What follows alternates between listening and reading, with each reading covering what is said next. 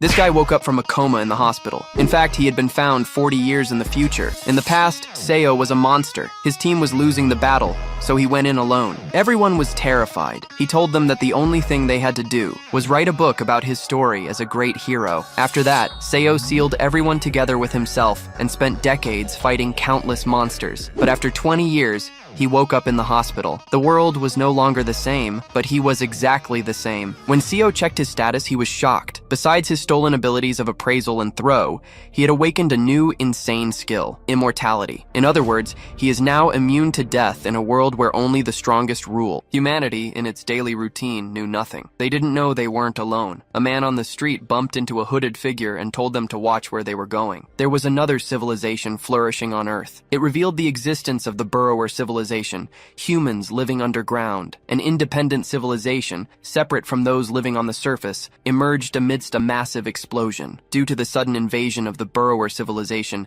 chaos erupted. Humanity now faced the danger of extinction. Humans soon counterattacked, but none of their weapons could harm them. The creatures used their mysterious powers to defend themselves. They could neutralize even military-grade weapons. But soon the tide began to turn, as the burrowers' peculiar powers started affecting humans, and some developed special powers, transforming into espers. Humans with these special powers then began to fight against the burrowers. They defeated the dungeons of the underground civilization one by one, thus igniting the flame of humanity's hope. And eventually, the gate to the final dungeon opened. In the spring of 2005, 7 of the world's best espers gathered. They attacked the final dungeon, the burrowers' base, and brought an end to the long war. As a result of their conquest, they were hailed as the 7 heroes who saved humanity. They were rewarded with fame, stepping out of a limousine into a barrage of camera flashes. The heroes were greeted by the public and press, who bestowed immense wealth and honor upon them. But one person, Seomin Yeop, never returned. The leader of the 7 heroes couldn't enjoy the rewards. Instead, he was honored with the unveiling of a statue. The surviving heroes became celebrities, and the fallen hero became a legend, with a statue erected in his honor. Then, 17 years passed, and a narrator announced a critical moment at the International Battle Arena in Seoul. France had launched its attack against Korea, but the Korean competitors were unable to react. The narrator then announced the name of the culprit, Nathan Bernard. He was slaughtering the opposing team. The French player attacked his opponent, throwing him to the ground. Nathan had secured 6 kills single-handedly. A man watched the broadcast, wondering if a player like him had ever existed since the International League was formed. Commentators stated that he was proving to be one of this era's top 3 espers, and that the national team was on the verge of defeat. Korea's only remaining player was Baek Hyeon. Even with little chance of victory, Baek Hyeon charged directly at Nathan. She then used her signature whip in a frontal assault against her opponent. The audience and the coach watched the scene intently. Hyeon directly attacked him with her weapon. Nathan remarked that it was what he expected from the daughter of one of the 7 heroes. He then stated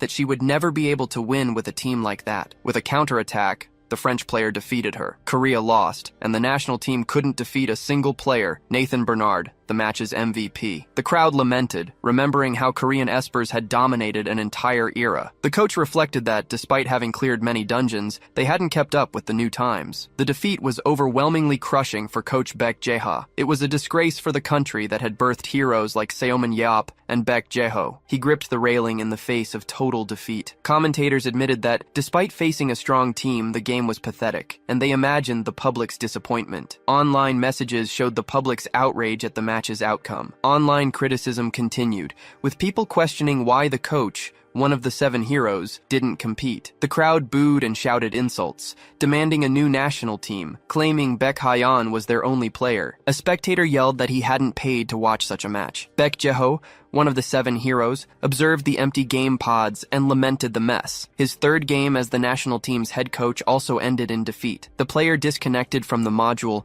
ending her connection to the battlefield. She commented that it was as if the crowd was saying everyone but Haeyeon was replaceable. Then she questioned if the famous willpower and strength of Korean espers were now things of the past. The coach walked down the hallway, stating that their mentality and skill level were low, and that the best had long since departed. He then concluded that the best had departed because they had died. He stopped walking in the middle of the hallway. Then, he sighed and called out Yeop's name. Jaeho looked up. Looking at an old photo on the wall, he said it would be good if his friend were still alive. Someone appeared at the doorway and informed him he should go for the interviews. The young man advised that everyone was waiting. The coach sighed upon hearing the warning. He agreed to go and apologize to his fellow citizens. Then, he patted the young man's shoulder and said that was the only reason they made him coach. Jaeho turned and stated that they couldn't win with this team. They were too weak and lacked the right mentality. His assistant argued that he hadn't even been coach for long, and this was just the beginning. But the man said he should submit his resignation during the interview. He walked towards the door, saying that unless Seomin Yeop walked through that door, it was impossible for him, and if he left, the national team would truly be hopeless. The coach affirmed to himself that he couldn't lose this chance. He then decided he really needed to resign this time. Suddenly, his phone began to ring in his jacket pocket. The call was from the association president, and he wondered if it was to lecture him. He answered the call, and the president asked if he had heard the news. Jaeho replied that he had seen with his own eyes that the national team lost and disgraced the country. But the president denied it, and the coach asked what it was about. Shocked by the news, the coach asked what he had said. From the sky, a figure plummeted at high speed from a portal. The figure landed in the middle of a bustling square. The impact of the landing startled the surrounding people. In Gwanghwamun Square, people shouted that someone in armor had fallen from the sky, near the statues of Admiral Yi Sun-shin and King Sejong the Great. The third statue was of the one man who saved his 6 fellow heroes by sacrificing himself, and sitting at the base of the broken statue was Seomin Yeop himself, as the crowd filmed him. The surrounding people shouted his name, confirming it was indeed Seomin Yeop. The president yelled over the phone,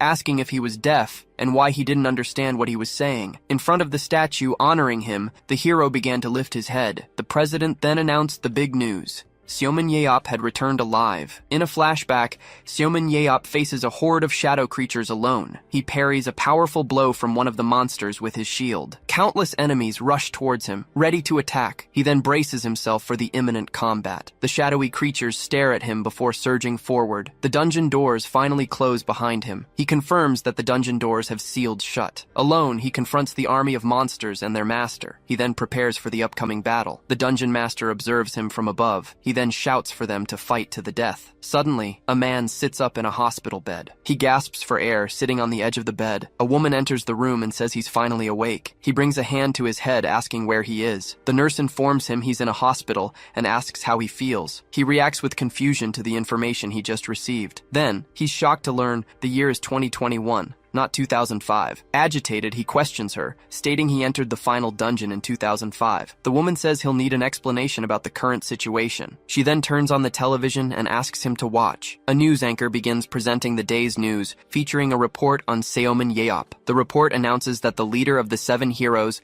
has returned alive after 17 years. The journalist reports that he fell from the sky and was found unconscious, but with minor injuries. The news also mentions he hasn't aged in the 17 years that have passed.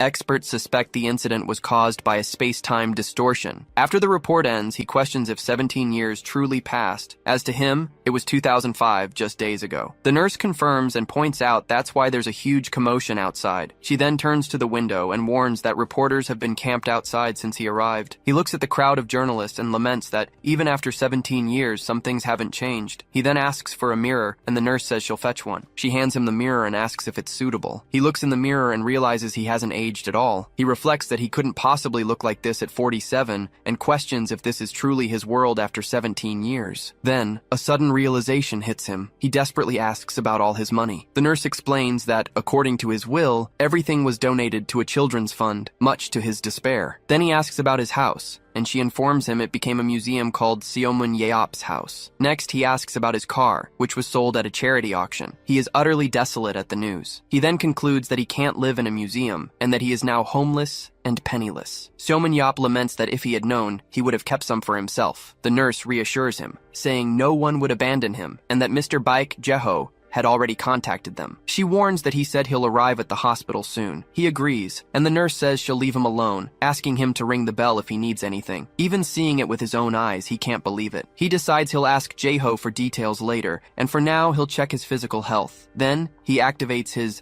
Scanner Eyes ability. This ability, which made him the strongest in the world, allows him to analyze and visualize a target's information. He can see not only current abilities, but also detect any dormant powers that will awaken in the future. Thanks to this, he was able to develop faster than anyone else. Thus, he was able to lead dungeon raids early in his career. He remembers when a young man begged him to accept him as his pupil. That young man was Jae-ho, who would become one of the 7 heroes. Seoman Yeop analyzed him and thought he was a failure, but he discovered his pupil had super high development potential. He then accepts him, but warns he can't promise survival, and the young man promises to do his best. Back in the present, he analyzes his own attributes and sees that his strength, agility, and speed remain the same. He then notices his mentality is at 110. He wonders how this is possible, as the limit for a human's skill level is 100. Furthermore, he notices something else in his status. He realizes he has a new ability he didn't possess before, immortality. He wonders how such a powerful ability can exist, considering new abilities develop under special circumstances. He then speculates that perhaps he acquired it in his last dungeon fight. A loud noise interrupts him as he ponders its meaning. He turns towards the sound upon hearing someone call him Yop. At the door, Big Jae-ho suddenly appears. Seoman Yeop looks at the man in front of him. He then asks if he is Jae-ho. With tears in his eyes, Jae-ho says he's truly back. Yeop comments that he's become much weaker. Jae-ho wipes his tears and replies, it's because everything has been peaceful. Later, on the rooftop, Yeop asks if he stopped crying yet. Jae-ho tells him to wait until he's old, as tears just come out, but Yeop replies he's still young and knows nothing about that. Yeop then changes the subject and asks if he kept his promise. Jae-ho asks what promise that was. Yeop reminds him about his biography, and his friend finally remembers. He then explains he hired a ghostwriter famous for fantasy novels, and Yeop asks if the story starts with him hatching from an egg. Besides the book, a documentary and a film turned him into a sort of mythical god, and even with bad plots, everything went viral, and the movie was a worldwide box office hit. Seoman Yeop simply asks what that matters. He vents that he thought he died in the dungeon, but woke up 17 years later in a hospital, and though he knows he's not delirious, it's hard to accept. And to make matters worse, he saved the world, but is now poor and homeless. Jae-ho reassures him,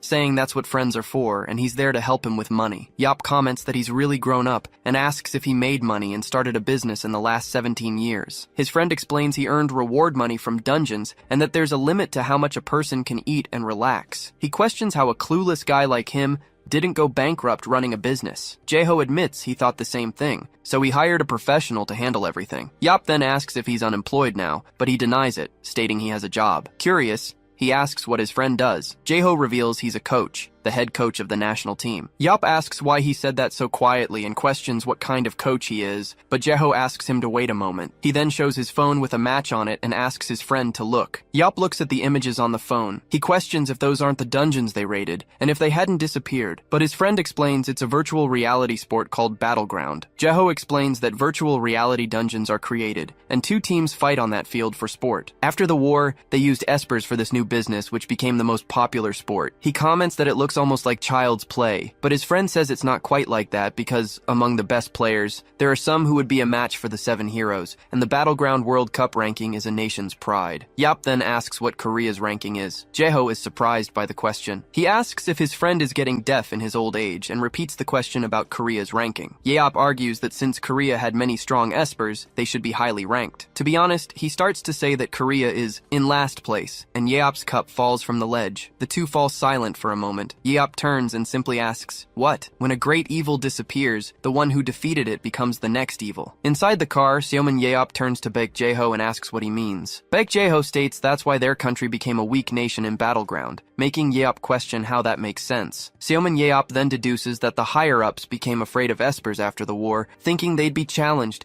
and concludes they never change. Jae-ho continues, saying that's why Battleground was restricted, and the country wanted to control all strong espers, including himself, and Yeop says he can imagine what happened, so he assumes all strong Korean espers went abroad to become athletes or coaches. Baek Jae-ho confirms with a laugh, saying he should have broken the legs of the scoundrels who tried to use them in the past. Yeop reminds him that instead, he used his words to confront ministers and presidents because he didn't like how they took advantage of everyone. Looking in the rearview mirror, Baek Jae-ho mentions they had to start start from scratch, and that the average for athletes is low. He turns to Seomin Yop to continue the topic, but is immediately cut off with a no. Jeho complains that he didn't even let him speak, but Yeop already knows he wants him to participate in Battleground, with the older man insisting it's a waste for someone in their prime. Seomin Yeop replies it's not a waste, and he no longer wants to live as an esper, having ended that life in the last dungeon, but Jeho insists it's just a sport now. He retorts that he never felt responsible, and asks if he looks like the type of person who would fight for others. Yop explains that as a young man he fought to survive, and after becoming an esper he lived to be recognized. And finally, he asks if he can't just live for himself now. He continues saying the media would go crazy with headlines about the world's savior returning to rescue Korea, and how everyone would build expectations around him. Baek Jeho then asks if he's honestly not interested in Battleground, and Seomun Yeop replies no, because he hates it for being like a circus. With a sigh, Jeho says he understands, and there's nothing to be done. Yeop just watches him silently, but Baek Jeho states that the nation's espers are not a lost cause, making Seomun Yeop question what he means, and he replies they still have espers like her. A billboard on the road displays Baek Haeyeon's image, and Yeop comments that she's very beautiful. Then, Baek Jeho reveals she is his daughter. Yeop is surprised, remembering Haeyeon as a 6-year-old, but Jeho corrects him, saying 17 years have passed and she's now 23. He tries to play it off, commenting that she's beautiful and 17 years flew by, still seeing traces of her childhood face. Jeho just tells Yeop to stop and he apologizes. The car drives along the road under the night sky. They finally reach their destination, a large modern house. Baek Jeho's wife, Han Soon-shi, appears and calls out Yeop's name. She greets him, saying he's finally back after so long, and he replies that to him it's only been a week. Seomin Yeop jokes that he's aged a lot in a week, and Sun-shi laughs, calling him silly. She tells her husband he must be tired from driving, but he states it was the least he could do for a friend he thought was dead for 17 years. Watching the couple, Yeop reflects that it's starting to sink in, and that he really did survive and return. He realizes he's in a peaceful world, without wars or dungeons, and now, standing before that house, he wonders what he'll do with his life. For now, he decides to just relax a bit and grabs the remote control. Lying on the sofa, Seomin Yeop wonders if anything good is on, but suddenly something on the screen surprises him. He sits up, seeing their replaying Stairs to Hell, and celebrates, curious about the ending. With clenched fists, he declares, "This is it!" Then Yeop declares that this is the reason he survived. Baek Jeho enters the room and hears him announce he's going to binge-watch the series to the end with lots of snacks. He further adds that he'll watch all the shows he missed since 2005, leaving Jeho shocked by the idea. Jeho rushes to him and asks if he's really going to stay home watching all the shows he missed. Seomun Yeop reminds him that he said to do whatever he wanted, and the other reluctantly agrees. But Baek Jeho opens the curtain, saying the reporters have been outside for days, and won't leave until they see him. Yeop then gets up from the sofa to take a look. On the other side of the window, there's a massive crowd of reporters. He turns, calling them annoying leeches. Realizing he has no choice, he gets up from the sofa. And finally, Seomun Yeop orders Jeho to gather the reporters for the next day. He adds that he'll gather them to tell them to get out of his life. The next day, in a large building, cameras flash for the start of the press conference. Seomun Yeop and Baek Jeho walk onto the stage, while reporters comment that he seems calm and the event was quicker than expected. An announcer declares the start of the press conference as Yeop faces the flashes. Holding the microphone, he introduces himself, saying that, as everyone can see, he has returned, and the situation is as curious to him as it is to them. Beside him, Jeho watches, relieved, believing that this time he's handling the situation properly. But Yeop continues, stating he's not grateful at all, and that everyone can ask their questions, and then get out of his life. Jeho realizes he hasn't changed at all, and announces they'll answer questions one by one. Asked how he returned from the final dungeon, Seomun Yeop replies he has no idea and simply woke up in the hospital. Next, he denies having memories of the last 17 years, says he had no contact with the other heroes, and doesn't intend to reclaim his assets. He asks for the next question and points to a reporter raising his hand. The man asks if he's heard about Battleground with Coach Baek Jeho, and Yeop confirms he has. Then the reporter questions him if he has plans to become a Battleground player. The crowd of reporters begins to whisper about the question. Baek Jeho merely observes, as the question he'd been expecting was finally asked. Seomun Yeop replies he has no interest whatsoever. The reporter then questions him about the reason. He simply states he's not interested, but the man provokes him, asking if he's lacking confidence. On the screen, Seomin Yap points and replies that the only thing lacking there is the hair on his head. He states that Battleground doesn't look fun, and he won't act like a clown for their entertainment. Yap hopes everyone's curiosity has been satisfied, as he no longer wants any harassment. He then bids them farewell. As he turns to leave,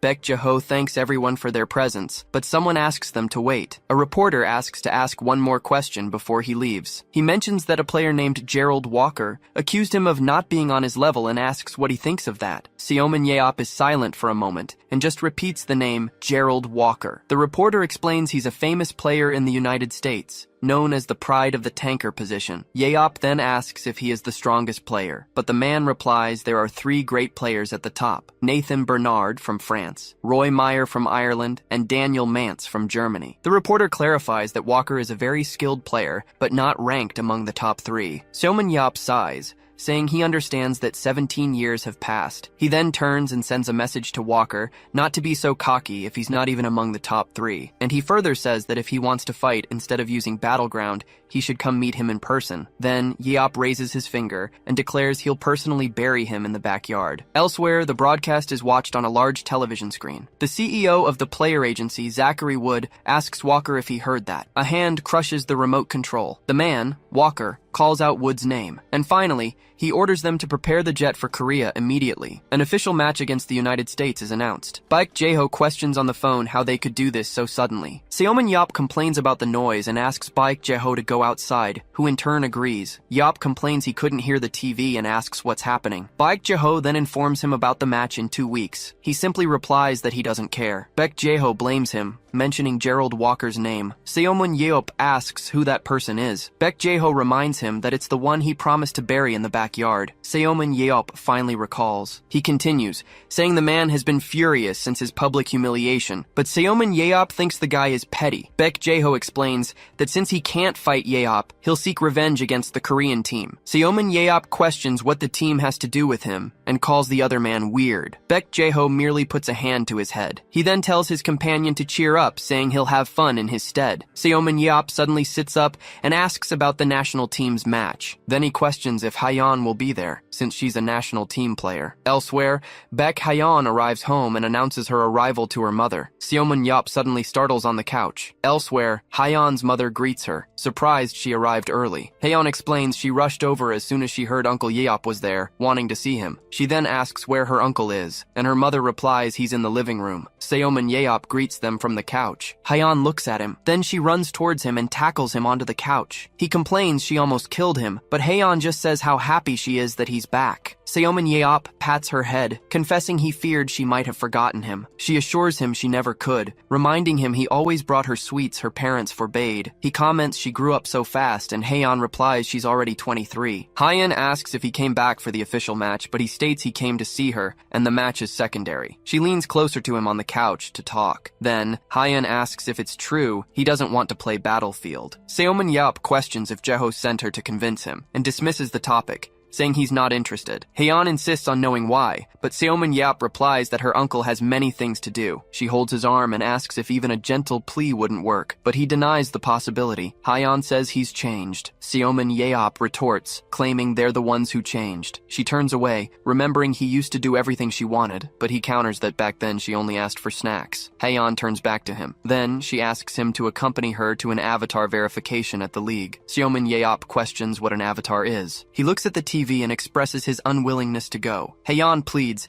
explaining her father can't go because he's busy. Seomin Yeop finally gives in and asks where they're going. With a smile, she replies he'll see. Upon arriving at the Korean Battlefield Association, they are greeted at the entrance. A staff member invites them to follow him through a technological hallway. Seomin Yeop and Baek Hayeon walk behind 2 staff members. One of the men informs Hayeon that they will begin with her avatar verification, and she agrees. The system then performs weapon and armor verification. synchronizing the avatar. Haeyeon puts on the helmet and initiates the connection. Then, her avatar materializes in the virtual space. From the control room, Seomin-yeop watches intently at Haeyeon's request. In the virtual environment, she asks for a monster to test her movements, and a large wolf-like creature appears before her. Yeop observes the confrontation on the screen and questions if that's even possible. The staff member explains that Battlefield is a virtual reality sport that recreates everything. Seomin-yeop comments that the simulation is almost like reality. Then he decides to watch to see how good Haeyeon really is. The creature advances at high speed. The monster then leaps towards her, but Haeyeon prepares her whip for a counterattack. She leaps into the air to dodge. Her whip wraps around the creature's neck. With a pull, she throws it far away. Haeyeon advances on the creature with her sword and dagger in hand. Then she delivers a blow that cuts the monster in half. She observes the result of her attack. The system announces that the avatar sync verification is complete and the connection can be terminated. Haeyeon breaks into a smile. Outside the simulation, she runs to Seomin-yeop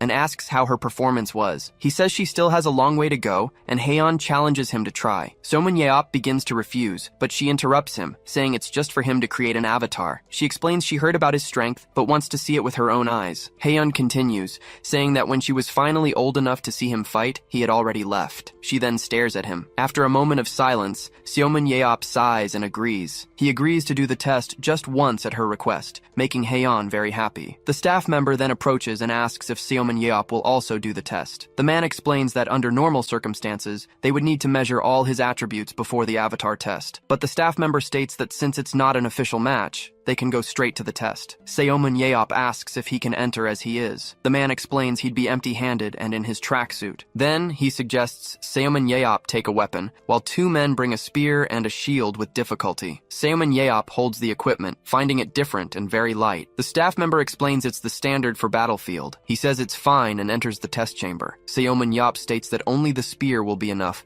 and asks them to begin. Inside the simulation, he prepares to enter the virtual dungeon and decides to try it out. The system scans Seomin-yeop's data and begins to create his avatar. The staff member asks if he can hear him. Seomin-yeop then materializes in a virtual replica of the test room. He comments that the feeling is similar to passing through dungeon portals. The staff member confirms there will be no synchronization issues, and Haeyeon wishes him good luck. While stretching, he asks for a monster similar to the one Haeyeon faced, and the staff member agrees. Then a button is pressed, and a creature begins to materialize in the arena. The giant creature appears before him, and Seomin-yeop recognizes it as a Saloboon. He notes it's a bit different, and the staff member explains it's a special monster that can only be defeated with aura. The man adds that they used all available data to create the strongest possible version of the creature. The Saloboon advances against him, but Seomin-yeop dodges the attack. He then stares at the creature. Seomin-yeop considers the spear useless and throws it aside. Then he positions himself and launches a single blow towards the monster. In the control room, Haeyeon and the staff member watch the scene in disbelief. The staff member questions if he defeated the monster with a flick to the forehead,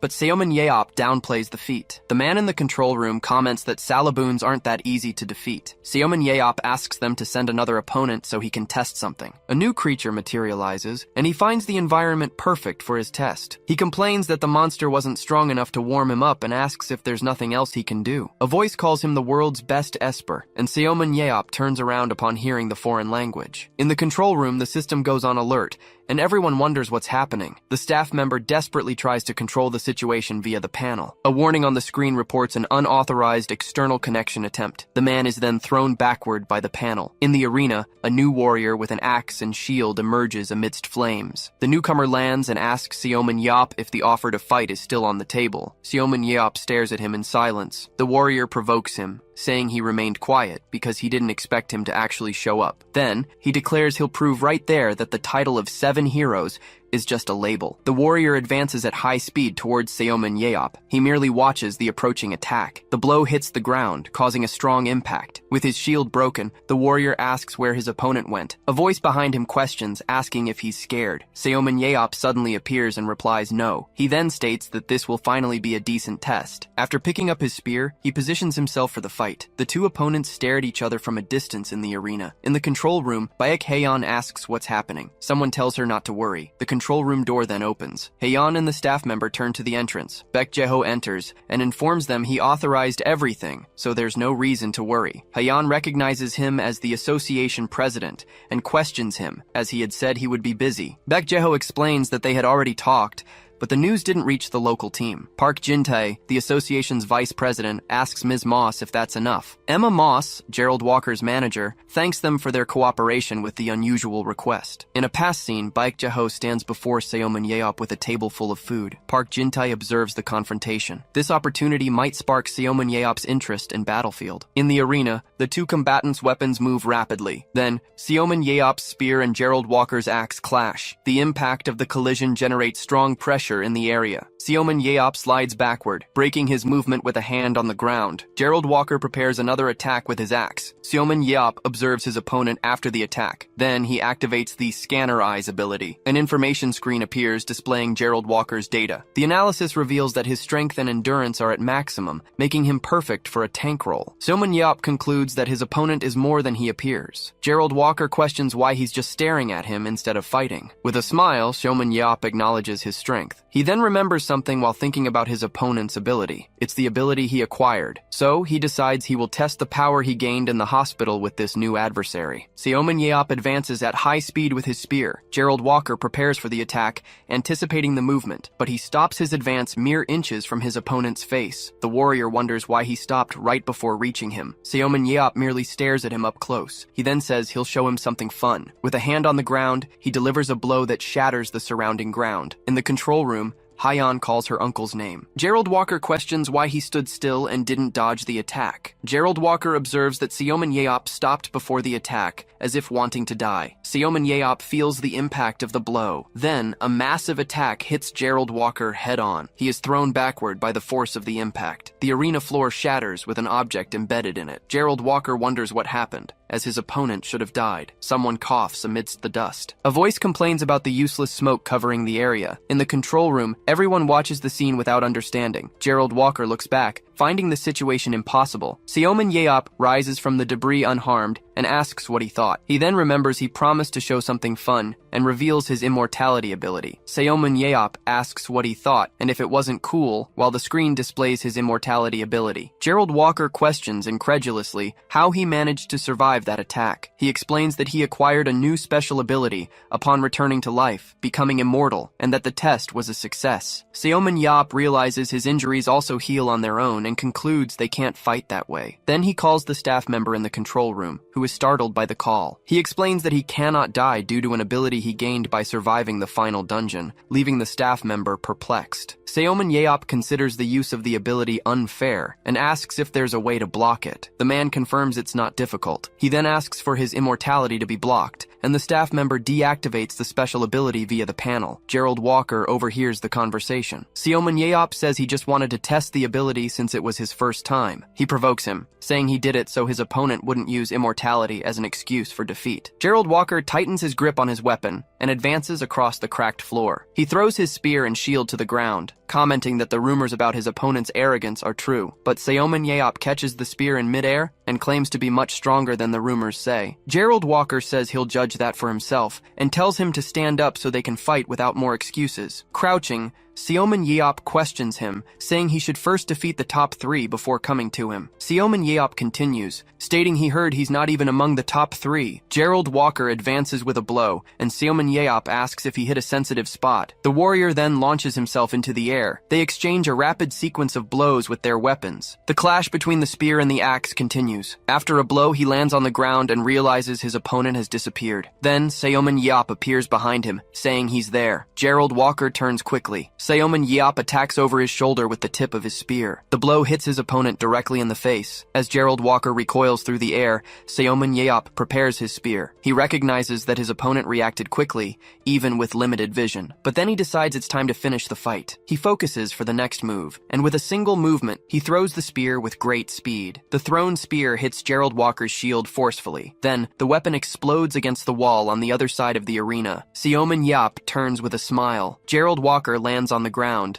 leaning on his shield. He notices the spear changed course at the last second, recognizing his opponent's level of control. Seomin Yeop then simply spreads his arms and declares his victory. But Gerald Walker kneels and claims the fight isn't over. He says he missed on purpose. His opponent merely stares at him, not understanding. Seomin Yeop advises him to switch to a smaller shield and stop acting like a typical tank. He continues, explaining that he's giving tips because his field of vision is obstructed by the shield. Gerald Walker reacts to the mention of his field of vision. Seomin Yeop deduces that he chose that shield to have more time to look around during the fight, but he explains that this tactic is a disadvantage against skilled opponents who know how to exploit it. So he suggests that switching to a smaller shield would be better for him in the long run. Gerald Walker asks if he's not just mocking him, but Seomin Yeop replies that even with the tips, he still wouldn't win. Gerald Walker decides it doesn't hurt to try. In the control room, everyone watches his decision on the monitor. Baek Jae-ho can't believe Yeop gave him tips, as he's already a tough opponent. Seomin Yeop turns to leave, saying he did his part and has shows to watch. He then addresses Gerald Walker, who stares at him. With a gesture, Seomin Yeop charges a consulting fee for teaching him. Gerald Walker agrees to pay, but sets a condition. Seomin Yeop questions him about what the condition would be. He then demands a new fight in the official match happening in 2 weeks. Seomin Yeop refuses the offer, stating he has no interest in battlefield or money. Gerald Walker grabs him and offers anything he wants for his participation, but he tells him to leave. The warrior approaches and assures him that next time will be different. He insists Seomin Yeop can't waste his power, but he replies that the decision is his. The two stare at each other in a standoff in the arena. The team in the control room merely observes the tense discussion. Park Jin-tae observes the scene in silence. With a smile, he decides he will use the situation to his advantage. Elsewhere, a woman intently watches a drama on television. Lying on the couch, Seomin Yeop also follows the scene, questioning the characters' fates, but the programming is interrupted by urgent news. He sits up, complaining that the interruption happened right at the best part. The anchor announces that Seomin Yeop will not participate in Battlefield, but a recent discussion with Gerald Walker might have made him change his mind. He listens confused as the reporter mentions an anonymous informant who sent a video of the confrontation. The American team's condition is revealed, demanding Seomin Yeop's participation in a friendly match if they beat Korea 11-0. The anchor then reports that Seomin Yeop has already accepted the condition. Surprised, he stands up and questions when he ever accepted such an agreement. At the Korean Battlefields Association headquarters, the president's office door abruptly burst open. A man entered, questioning what was going on. He approached the desk of Park Jin-tae, the association president, while another man tried to restrain him. The man demanded to know who was responsible for the anonymous tip, vowing to kill them with his own hands. He then showed a video on his phone, complaining they had edited out the part where he refused the proposal. As the man promised to catch whoever leaked the video, the president rose from his chair. Park Jin-tae bowed formally, apologizing to Seomin Yeop for the incident. He explained that he couldn't refuse the American Association's request, citing their good relationship with Walker and media pressure. Seomin Yeop seemed to understand the situation, but still hesitated in his response. Then, Park Jin-tae placed a hand on his shoulder and told him not to worry. He revealed he had devised a plan to avoid inconveniencing him, proposing a condition for his participation. The condition was that if the American team won without any deaths, Seomin Yeop would participate in a friendly match. He assured him there was nothing to worry about, as the Korean team wasn't the best. Seomin Yeop exploded, saying he had no interest in the battlefield, and questioned why they kept bothering him. But the president stated that the condition was essentially impossible to meet, which is why everyone had reached an agreement. Park Jin-tae grabbed Seomin Yeop's collar, appealing to their friendship and asking for a favor. He then promised all profits would be donated to Yeop's favorite children's charity, asking him to at least try. Seomin Yeop was annoyed by the situation, but considered their long-standing friendship. Reluctantly, he accepted, but warned it would only be this once, much to Park Jin-tae's delight. The president leaned in to kiss him in gratitude, but Yeop pushed him away, saying it was fine. He then set the condition that he would not participate if any American players were killed. Park Jin-tae agreed with a smile, promising he would keep his word. With the matter settled, the president invited them to dinner, stating he would cover the bill. He led them out of the room, mentioning he knew a good tuna sashimi restaurant. But as he left, Park Jin-tae looked back with a serious expression, affirming his intent to keep his promise. At his desk, a document revealed the results of a match simulation where Korea lost all sets, and he offered a preemptive apology. A news anchor announced that the Korean Association confirmed Seomin Yeop had accepted the U.S. team's offer. On another channel, a host reported that Seomun Yeop might participate in the battlefield. Breaking news highlighted Seomun Yeop's participation in the Rank A match. At home, Seomun Yeop watched the incessant coverage about him, complaining his show wasn't airing because of it. Seomun Yeop grumbled that the old man was causing him too much trouble and decided he should cut ties with him. Then, he fumed upon discovering his favorite show had been replaced by breaking news about him. He went to the window and lamented his bad luck. A noise from outside caught his attention. He leaned in to see what was happening in the training area. A person sped past a cone at high speed. It was a woman moving swiftly under a man's supervision. Seomun Yeop observed the scene. The man threw a ball toward her. She intercepted it in the air with her weapon. He then realized Hyeon was training. Her father, Baek Jae-ho, congratulated her on her good reaction time, but said she needed to be faster to help her teammates. Seomun Yeop approached,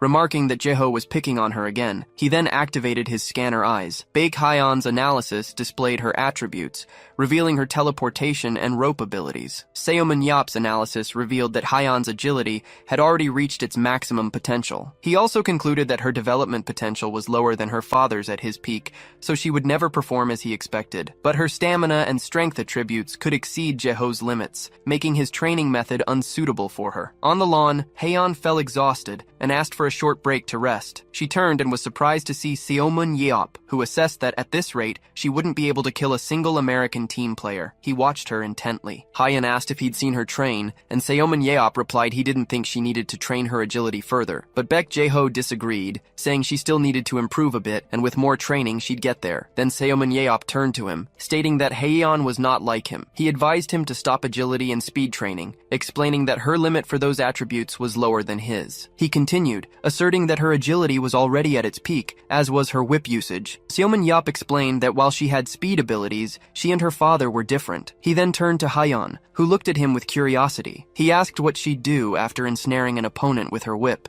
and she replied she'd pull them off balance or throw them to her teammates. But Seomun Yeop said that was wrong, and that she needed to finish them off. Seomun Yeop explained that it was inefficient for her to only use her father's style, as she had no one to finish the job for her. He took her whip and sword, stating he'd show her how it's done, and that it wasn't difficult. Then, he approached a training dummy. With one fluid motion, he lassoed the target with the whip. He explained that once an opponent was ensnared, one should advance quickly. In an instant, he sliced the dummy in half with the sword. He turned to Hyeon and her father, asking if they understood. Both remained silent, observing the scene. He stated that she couldn't kill anyone with just the whip. She needed strength and sword training. Seomun Yeop then changed her stance to close-quarters combat and questioned if the trainer understood. He suggested they start with 500 strength exercises, leaving Hyeon and her father shocked. With an imposing posture, he ordered them to begin the 500 strength exercises immediately. He reminded them they had only 14 days until the Rank A match. At the U.S. national team hotel, a man named John Kim praised Gerald Walker for his improvement in just a few days. Walker asked if the difference was really that big, and his agent confirmed it. John Kim commented that he thought it was foolish when Walker switched shields right after meeting Seomun Yeop, but he admitted that, observing him over the past few days, it seemed he'd found a way to overcome his weakness and reach the top 3. The agent warned him it would be difficult to adjust and face fast opponents like Nathan, but it would be good in the long run. Then Walker asked how much his improvement was worth in terms of money. John Kim estimated it at least $10 million, a value he could secure in his next salary negotiation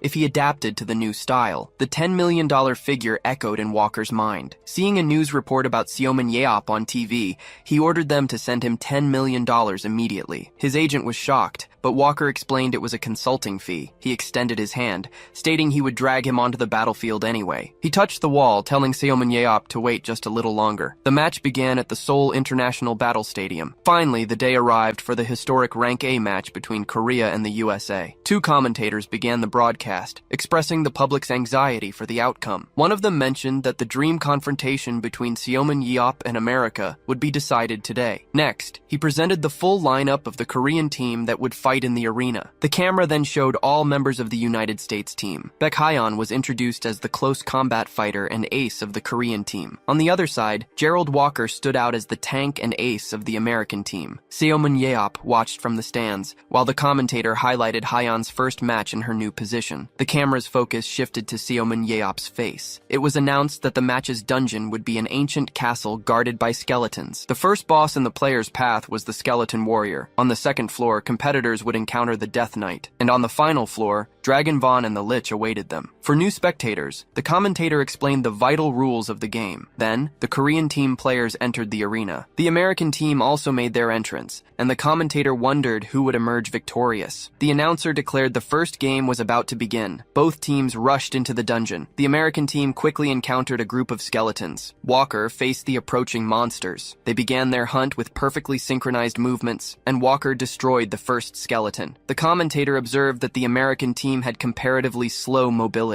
but after finishing their hunt, they always demonstrated an impenetrable defense. Haeyeon gripped her weapon firmly, preparing to act. As he described the American team, the Korean team advanced at high speed. Suddenly, one of the commentators expressed surprise at the strategy. The Korean team advanced through the skeletons without attacking them. They kept running, ignoring the monsters in the second area too. Baek Jae-ho watched his teams rush, thinking they just needed to keep going. He believed that if the plan worked, they would have a chance to win. The commentator explained that Korea, usually opting for a long game, was now heading straight for the boss with an aggressive plan. The risk was high, but success would earn them a large number of hunting points. Defeating the boss would cause the first floor to close in a few minutes, and that could disrupt the American team's plans. At this exact moment, the Korean team's icon reached the bosses. The Korean team encountered the first floor boss, the Skeleton Warrior. Haeyeon and Baek Jae-ho prepared for battle. One of the American players asked Walker to wait, as an unexpected situation had arisen. Walker asked Paulward if the reconnaissance was complete while the Korean team faced the boss. He then questioned what this unexpected situation was. The player reported that the Korean team had begun hunting the first floor boss, adopting an unusual strategy. A teammate suggested rushing to the second floor before the first closed, but Walker decided to end the hunt and head to the boss area. He turned to a female teammate and said that, not being fast, he'd need to borrow her ability. The Korean team was about to defeat the Skeleton Warrior. They advanced, believing Haeyeon could finish him. The leader ordered everyone to hold their positions and provide cover for her as she jumped, but something advanced toward her at high speed. She barely had time to react. Then, Walker hit her squarely. She was thrown backward, wondering where he had come from. The Korean team reacted to Walker's sudden appearance. Baek Jae-ho understood that he had used a teammate's ability to launch himself through the air and arrive so quickly. The impact slammed her against the dungeon wall. A notification announced Baek Haeyeon's death. Walker admitted that the strategy of focusing on the boss wasn't bad, but he stated that even if the plan had succeeded, the outcome wouldn't change. The other members of the American team arrived behind the Skeleton Warrior. They then began to attack the weakened boss. A notification announced that the first floor boss had been defeated, and the area would close in 10 minutes. Walker then decided it was time to end the match. The American players advanced and attacked the remaining members of the Korean team. The commentator narrated that, after the sudden appearance, the American team eliminated their opponents in a flash. The Korean team lost the boss fight and was nearing complete annihilation. Walker prepared for the final blow. The last Korean player lay on the ground, unable to react. He then eliminated the last opponent. The scoreboard showed the American team won the first set with a perfect 11-0 game. Haeyeon walked down the corridor,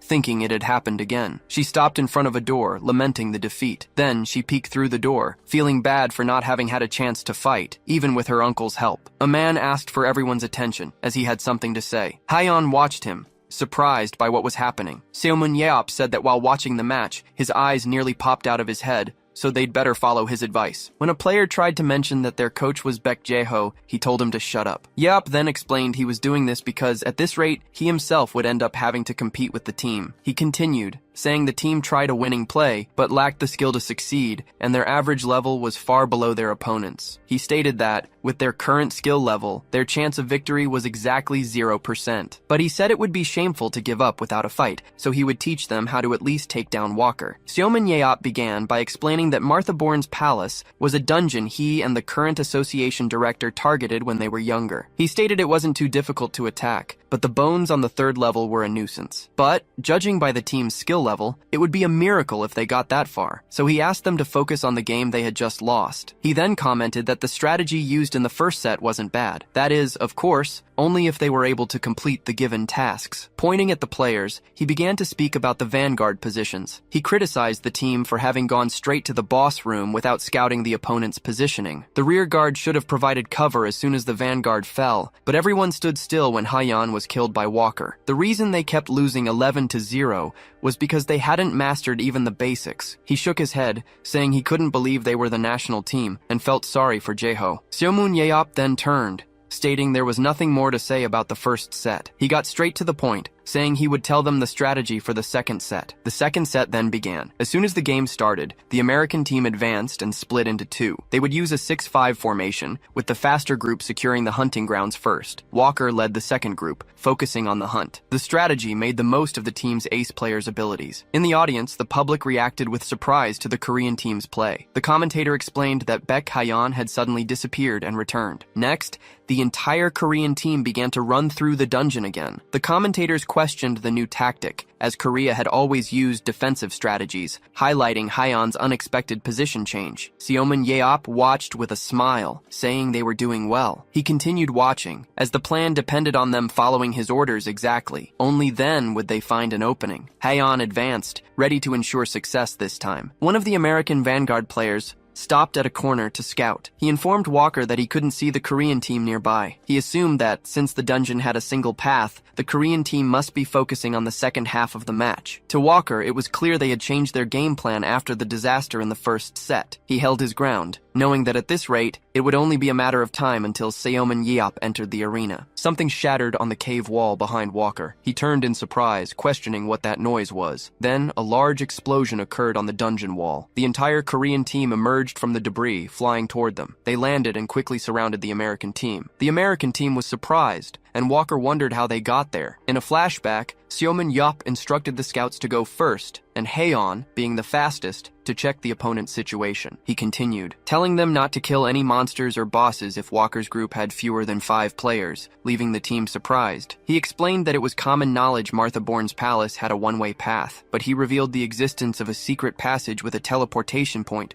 perfect for ambushes, and instructed Haeon to use it. The entrance looked like any other wall, but Seomin Yeop asserted he would tell them how to find it. Through that passage, they could reach the American team's position undetected. He ordered all 11 to rush through that route and attack the American team that had split up to hunt. Back in the present, the Korean team emerged from the explosion. They then attacked the American team from the rear. Hyeon landed in front of one of the American players, and Seomin Yeop's instruction was clear. When fighting Walker, the team should aim for his legs. In a flashback, Haeon questioned the tactic, but Yeop explained that current conditions made his legs weaker. He detailed that changing to a smaller shield left him with more exposed area, and he still didn't seem fully accustomed to it. The pressure of no casualties, the ambush, and confronting an Esper would be a problem for the American team. Seomin Yeop then asked them to trust and follow his instructions. Back in the present, Haeon thanked her uncle for his help. The Korean team advanced before the Americans could form, and Haeon received power from the team's support. One of her teammates channeled their power and transferred it directly to her. She advanced toward Walker, but he defended the attack and eliminated 2 Korean players. He then realized she had bypassed him using teleportation. The real target was the American team's support, whom she attacked from behind. A notification announced that Baek Hyeon had secured 2 eliminations. Walker realized the real target was the support in the rear. He then attacked and brought down another Korean player. After securing his 3rd elimination, Walker ordered the Vanguard to return immediately. The current situation was 3 American players against 8 Koreans, as the Vanguard would take time to return. But Walker stated that a team like that was easy pickings and attacked with his axe. He spun and eliminated another opponent, achieving his 4th kill. Haeon rushed toward him from behind. He turned, surprised not to see her behind him. Then she appeared from below and struck his leg. He reeled from the impact and Haeon moved aside. Walker dropped to his knees on the ground. The American team was holding up well, but one of the players was hit by a surprise attack. The Korean team used its numerical advantage, sacrificing 7 players to eliminate 3 American team members. A Korean player approached Walker, who lay fallen on the ground. Walker questioned if Seomin Yeop trained her, noticing the sudden change in her combat style. She then pointed her sword at him. He glared at her, admitting it was impressive. The crowd roared at the extraordinary turnaround, as the scoreboard showed the Korean team had eliminated 5 American players. Baek Jae-ho remained silent, surprised by the outcome. Seomin Yeop relaxed in his seat, asked him if he saw what happened, and added that he would help him get Walker. The commentators celebrate the Korean team's incredible, unexpected performance. Unfortunately, the match ended with the American team winning 2-0. One commentator laments that if the Korean team hadn't encountered the returning American group, the match would have been more interesting. Walker observes the scoreboard, reflecting on the Korean team's performance. He glances at the second set's results. The Korean national team faced a strong American team, yet they achieved an impressive 5 eliminations. The commentators agree that the match's highlight was the Korean team's surprise appearance by breaking through the wall. The driving force behind this surprising turnaround was a specific player. She was responsible for 4 of her team's 5 total eliminations. The crowd cheers for the Korean team's ace, Baek Hyeon. XBC sports anchor Oh Ji-ye introduces herself to interview coach Baek Jae-ho. She asks his thoughts on the match, noting the national team showed a different side than usual. He responds that, despite their loss, it was an important learning experience and a great motivator for the team. The reporter then questions him about how he devised the memorable strategy of using the secret passage in the second set. Baek Jae-ho admits it was an impressive strategy, since the dungeon was known for having only one path. He then looks aside and reveals the truth. The team received help with the second set strategy. Seomin Yeop observes the interview from afar. He grumbles about Baek Jae-ho's attempts to convince him. He realizes the coach is still trying to persuade him to participate. Baek Hyeon steps up for her interview. The reporter praises her as the most impactful player and asks about her training. She responds that her uncle has been training her a lot lately and that she changed positions at his recommendation. Seomin Yeop watches the scene. Frustrated, he sighs, wondering why both the father and daughter are talking about him, but he concludes it doesn't matter, as it's the truth. Park Jin-tae approaches him, commenting that he still gets annoyed when embarrassed. Seomin Yeop points to the interview area, asking why the association president isn't there. Park Jin-tae replies, "It's better to let others handle it," and Seomin Yeop asks what he wants now. Park Jin-tae says he came for nostalgia, as only a few people, including them both, knew about that secret passage. Seomin Yeop admits he devised the second set strategy, but found it a bit low to use a secret passage in a sports match. He explains that to avoid being forced to play, he used a method he trusted more, instead of a guerrilla attack. The president comments that he heard Seomin Yeop trained Haeon and that she found her talent, but Seomin Yeop replies that's nothing new. He stands, saying he enjoyed seeing one of his strategies in action after so long and that his talent is too precious to waste. Seomin Yeop agrees,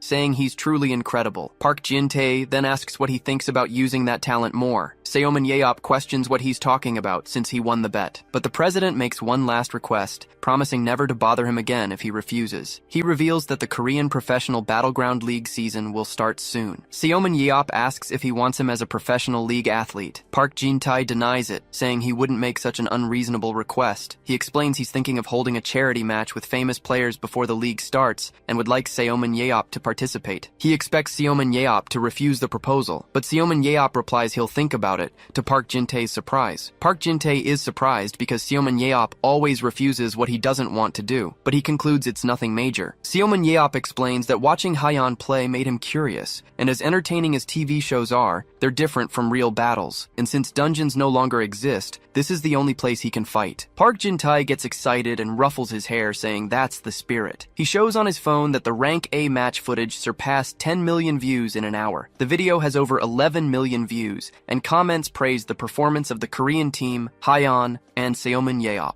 Seomin Yeop gets annoyed and tells him to calm down. He steps away, commenting on the president's strength, who apologizes for his excitement. But Seomin Yeop corrects him, saying he hasn't confirmed his participation yet. Park Jin-tae cheers up again, saying it's amazing he's even considering the idea. Seomin Yeop questions if the professional league isn't about to start. He finds holding a charity match so close to the league's start suspicious, and Park Jin-tae realizes he's figured out the plan. Seomin Yeop then states that if he's to participate in the charity match, he has conditions. Park Jin-tae stares at him, ready to hear his demands. The association president promises Seomin Yeop that if he plays the charity match, he'll give him whatever he wants. With a smile, Seomin Yeop accepts the proposal. Back in the training area, Baek Jae-ho approaches with his sword in hand. He walks towards Seomin Yeop, who awaits him with a spear on his shoulders. He asks what's happening. Seomin Yeop explains that since the association president accepted all his conditions, he agreed to participate in the charity match. He continues, saying he got a second chance at life and planned to spend it watching TV. Baek Jae-ho approaches him, but since he decided to do this,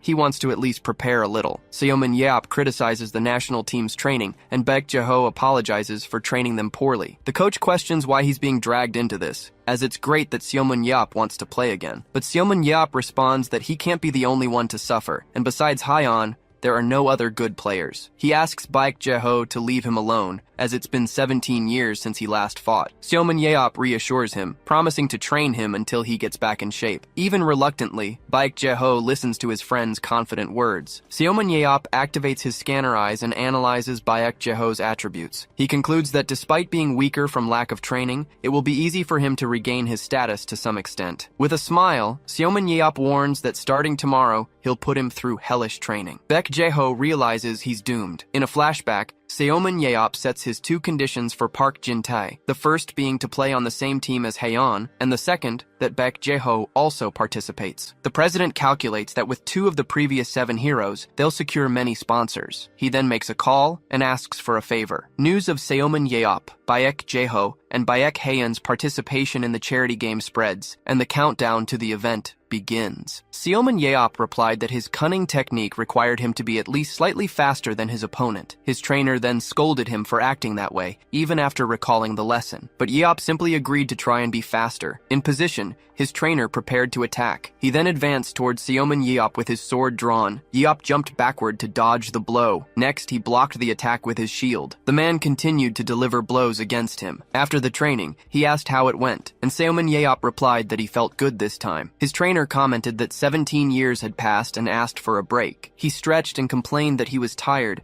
as it was difficult to train again at his age. Seomin Yeop stated that it was just a warm-up and told him to stop complaining, but the man retorted that they had been training for 8 hours. The older man said he didn't care and needed to watch his show, reminding Yeop that he wasn't the same as before and needed rest. Seomin Yeop informed him that he had an appointment and wouldn't be able to watch the show anyway. Their destination was the imposing building of the Korean Battlefield Association. There, Yoo Hyun-soo, the technical team manager, greeted them and confirmed that Seomin Yeop had come for the avatar test. Yoo Hyun-soo introduced Mr. Brown Tenor from the World Battlefield Association, who would oversee today's test procedures. Before they began, Seomin Yeop said he had a question. He questioned the need for more tests, but Hyun-soo explained that he had skipped the athletic ability portion and gone straight to avatar creation. To ensure there would be no problems using the avatar, they needed specific data on his physical abilities. Seomin Yeop was surprised by the technology's precision. Hyun-soo confirmed that the system scanned the player's entire physical constitution and reflected it in the avatar. He added that the technology could even manifest Esper powers not yet discovered by the user, which Yeop found interesting. Then, Hyun-soo revealed that the battlefield system held many secrets and was created from the Esper ability of a specific individual. Yeop found this strange and accused them of pretending to be the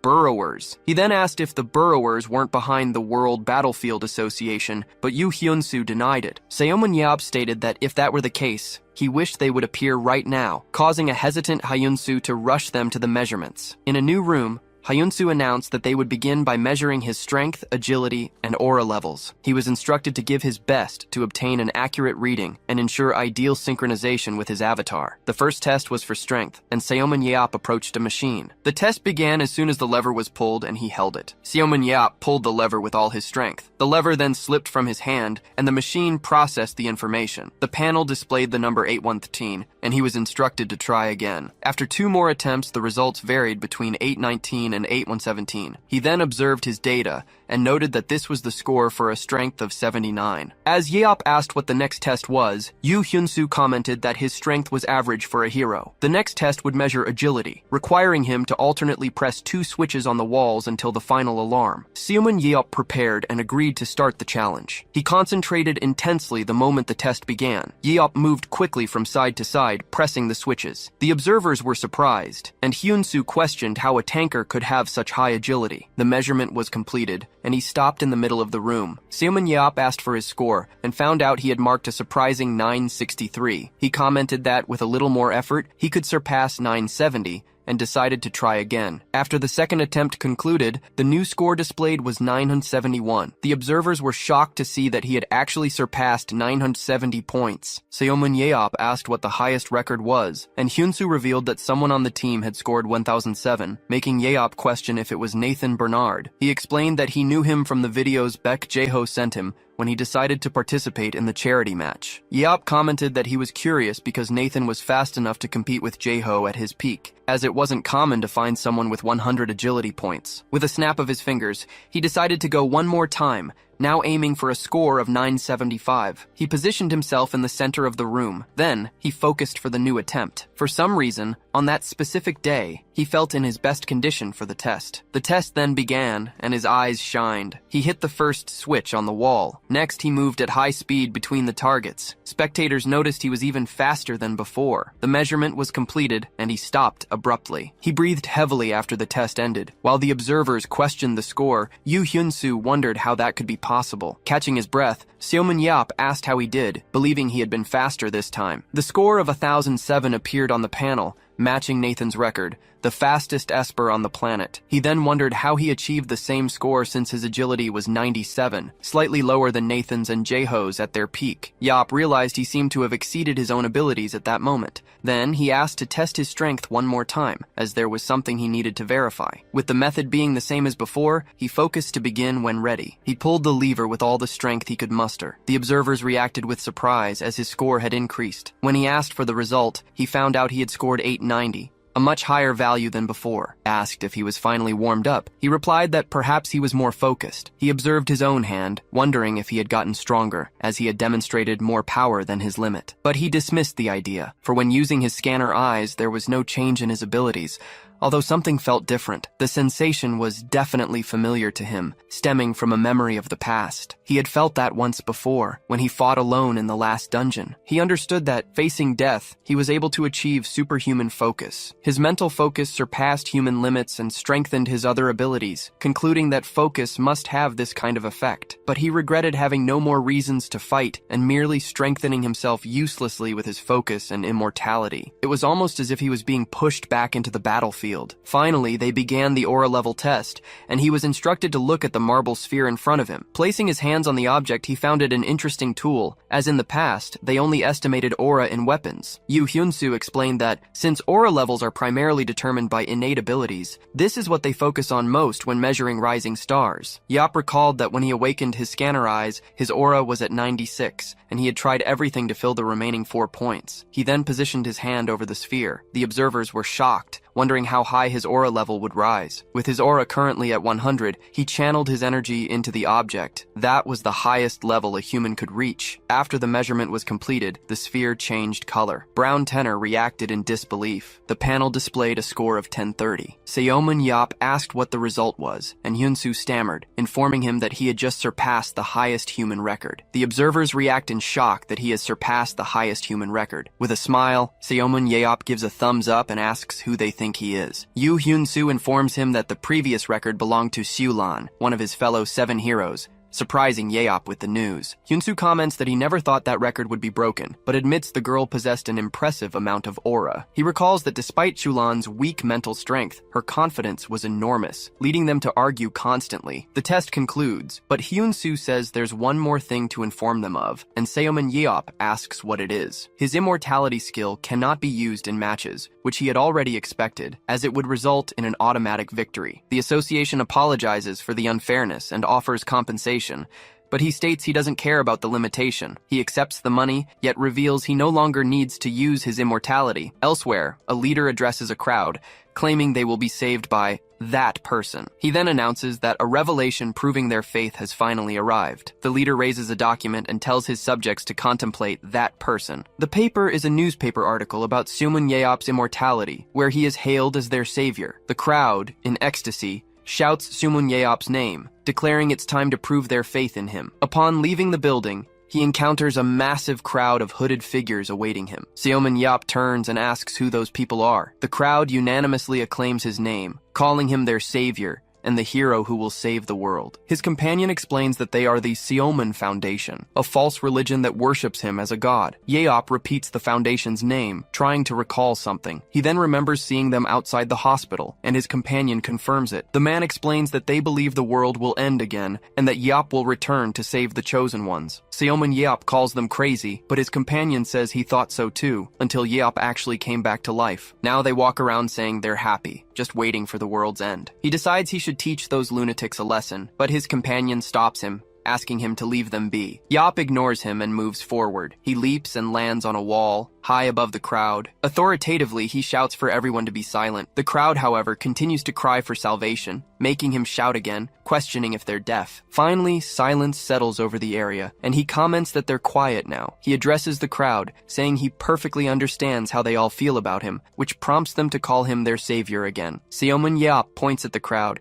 and orders them to stop with that nonsense and disappear, calling them lunatics. The hooded followers react with surprise to his words. He then questions if they don't have jobs and demands to know who the leader of that foundation is, threatening him. The crowd starts whispering that the savior is pushing them away to test their faith. They then unite in their decision to show him their faith, leaving Seomun Yeop confused. Everyone starts chanting Seomun Yeop's name in unison. He wonders what's wrong with these people as they continue calling out to him. His companion observes the scene and realizes the situation is bad. Yeop then gives them a 10-second ultimatum to leave, or he will assault them. He charges into the crowd while his companion shouts for him to calm down. Several Foundation members are left unconscious on the ground. Sitting on a pile of bodies, he holds a boy and asks if he'll continue following him, but the boy tearfully denies it. Yeop advises him to ignore those people and tells him to be careful descending. He jumps off the pile of bodies, stating he's finished sorting things out and they can go back to training. His companion calls him, and Seomun Yeop turns to ask what he wants. The man tells Seomun Yeop that he's the craziest person he's ever met, but Yeop thanks him for the compliment and points to his followers as the true lunatics. Concerned about reporters returning, his companion suggests they go inside, but Yeop claims if they come back, he'll just assault them and send them away. The elder warns him that this will only attract more people, but Seomun Yeop reveals that's how he got rid of the stalkers who wanted to know about his orphanage days. Meanwhile, one of the followers thrown into the air flies over the city, questioning if he truly is the savior. Yeop complains, not understanding why people are so interested in others' lives, and his companion agrees. Suddenly, he stops, prompting his friend to ask what happened. A strange energy is seen emanating from a distant building. Seomun Yeop says it's nothing, and the scene fast-forwards to the day of the charity match at Incheon International Airport. The arrival of Joe Fellman, the American field agent, causes a commotion, with everyone commenting that important figures are coming for Seomun Yeop's match. Fellman comments that it's been 15 years since his last visit, and that the U.S. field agency only became the best because it recruited many Korean espers. His assistant laments losing Mr. Beck, a true diamond. But Fellman explains that, initially, none of the 7 heroes were interested in the battlefield. She continues,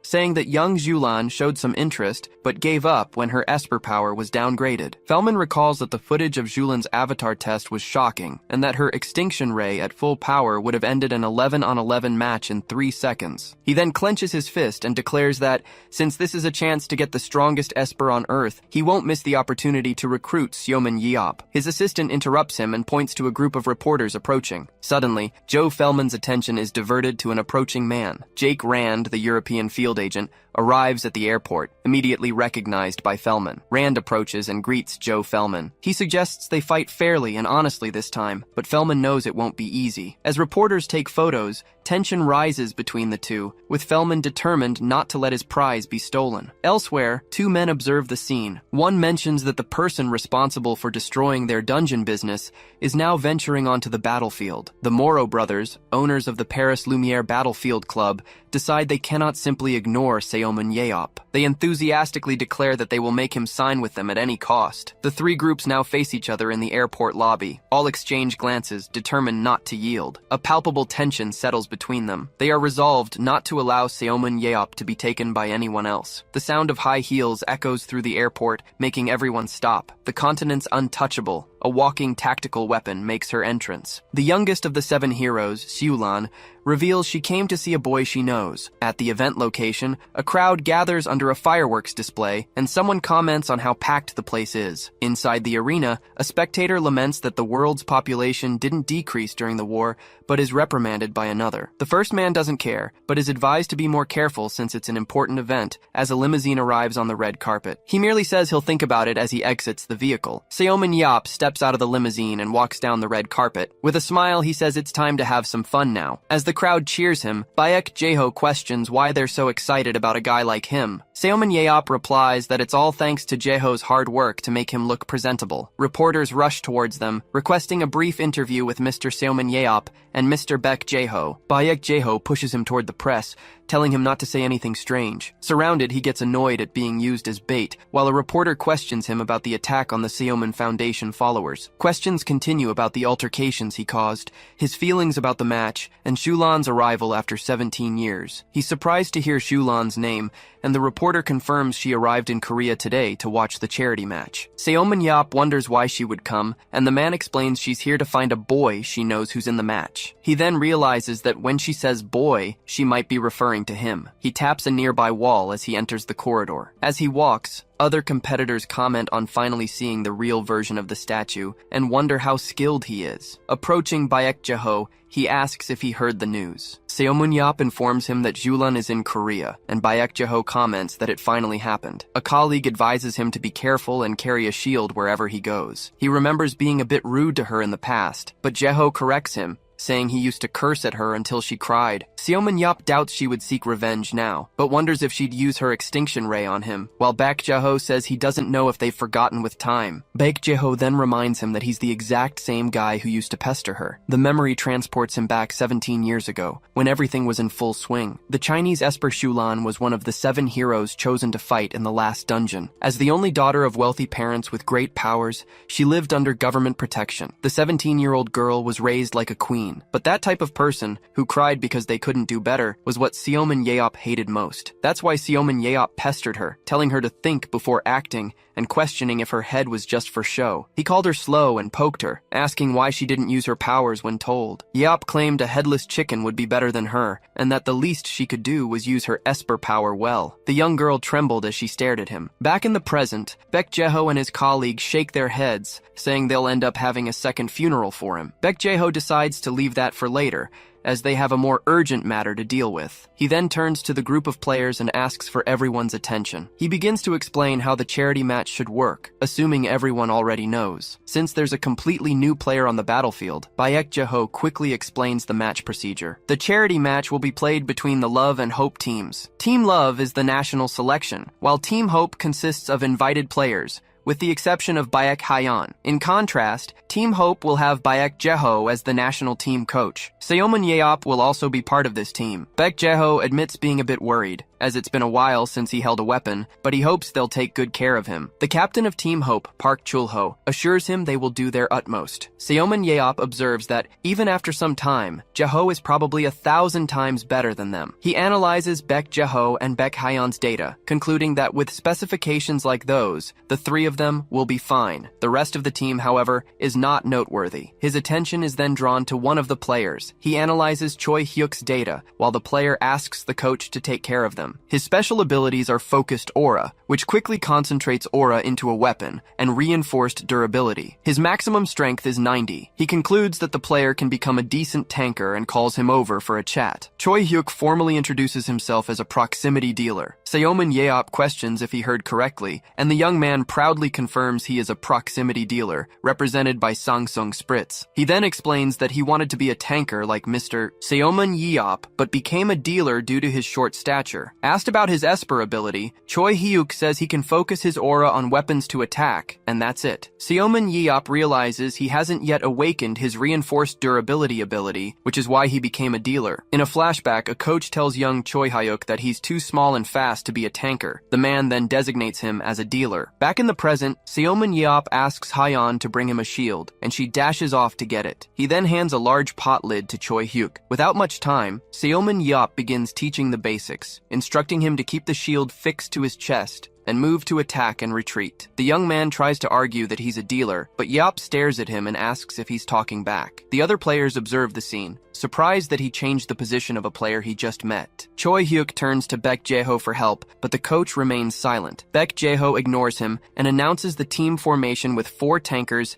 6 dealers, and 1 support. Realizing he's been abandoned by the coach, Choi Hyuk despairs as Jeho announces it's time for everyone to gear up. Seoman Yeop is surprised by the armor's lightness, and Baek Jeho confirms it's as durable as war-era armor and asks if it's comfortable. Baek Jeho asks how he's doing, and Seomin Yup replies he just feels strange, having never thought about wearing that uniform. Baek Jae-ho reassures him about the weapons, as they were only slightly adjusted from the originals. Seomin Yup then inspects his shield. He praises the spear's mechanism, and Baek Jae-ho comments they paid special attention to it. Baek Jae-ho calls them historical weapons that saved the world, but Seomin Yup corrects him, saying they were made for him less than a year ago. The coach warns him not to let his guard down because even though he's strong, he fought monsters and burrowers. Those players were trained to fight humans and have much more game experience than them. With a smile, Seomin Yup replies, "He'll remember that, Coach Baek." He then gives a thumbs up, ready to see the experienced player's skill. The crowd in the stands goes wild. The scoreboard announces the clash between Team Hope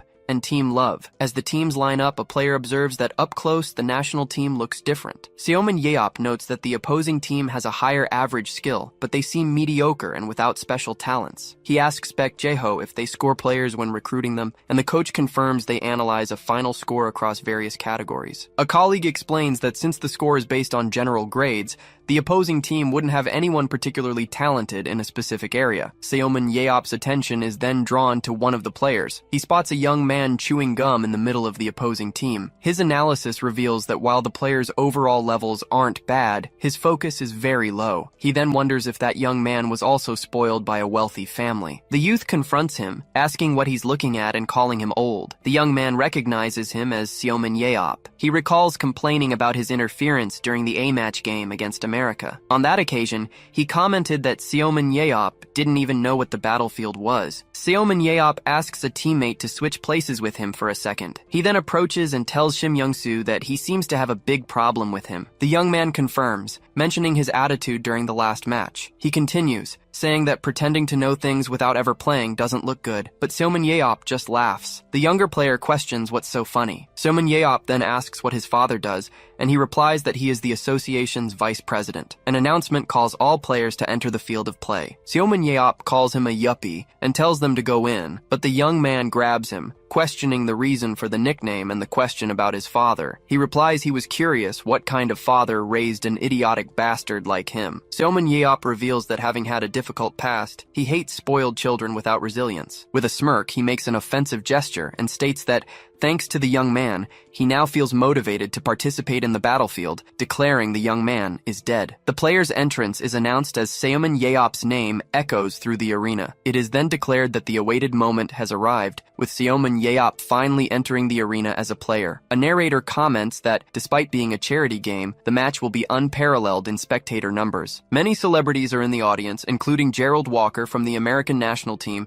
and agents Joe Fellman and Jake Rand. Sayulan, one of the 7 heroes, and the Moro brothers also watch as the charity match begins. They then reveal that the field for the first match is the Spiral Cave of Aza. The arena is a 3-circular zone dungeon with a secret passage, inhabited by monsters like skeleton arachnes and serpents. The match will be between Team Love, composed of current national selection members, and Team Hope, featuring the hero from 17 years ago. 10 minutes earlier, a man begins briefing his team. He explains that the starting points are Zone 5 for Team Hope and Zone 1 for Team Love, on opposite sides of the arena. The main team will hunt in 5-2, while Seomin Yeop will head to 5-3 to defeat the Serpent boss alone. Serpent's defeat will collapse the area, so they need to synchronize the hunt, and Seomin Yeop agrees to take it easy. After that, they will clear Zone 6 and use the passage there to enter the smaller circle. That point will be the first encounter with the opposition, and he, Baek Hyeon, and Seomin Yeop will contain them. For Seomin Yeop, a direct fight from the start would result in victory, but Baek Jae-ho has become cowardly as a coach. A best-of-3 match gives Seomin Yeop the opportunity to analyze the battlefield in the first round. In Zone 5-1, Team Hope's starting point, the team gathers inside a cave. The captain then orders everyone to take their positions. Baek Hyeon, the main damage dealer from the rear,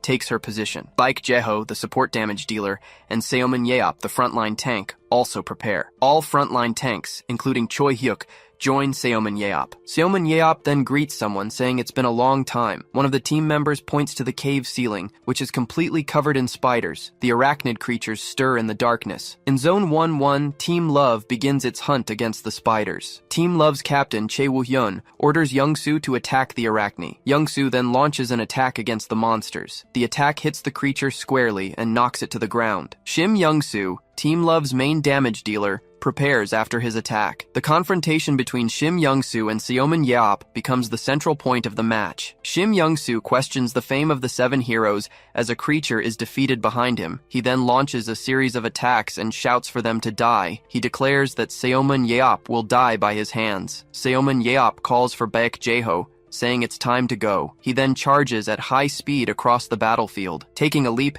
he launches himself into the air. Then he spins to attack the enemies and advances through a group of monsters. Baek Jae-ho also attacks with his weapon. When a substance is spat by a creature, he warns Yeop that it's falling, but Seomin Yeop throws his shield downwards and uses it as support to stop the fall, claiming he caught it. Baek Jae-ho continues fighting, cutting down monsters around him. The commentators are amazed, calling them the legendary duo. The audience celebrates the fact that they instantly obliterated the Arachnes, which are difficult to face in groups. Baek Jae-ho announces the ceiling is clear, complaining about his back. More spiders emerge, and he asks if they should clear those too. The duo then fights in perfect sync against the remaining creatures. Choi Hyuk watches the fight, remembering that Arachnes aren't considered strong. Even with tough carapaces that make attacks useless, Seomin Yeop defeats them with ease. He quickly advances toward his next target. Then he grips his spear firmly. Choi Hyuk realizes he's using his special abilities. He decides to use the focused aura skill on his shield, feeling a bit awkward since it's his first time. He then moves forward to test the technique on one of the creatures. As he approaches,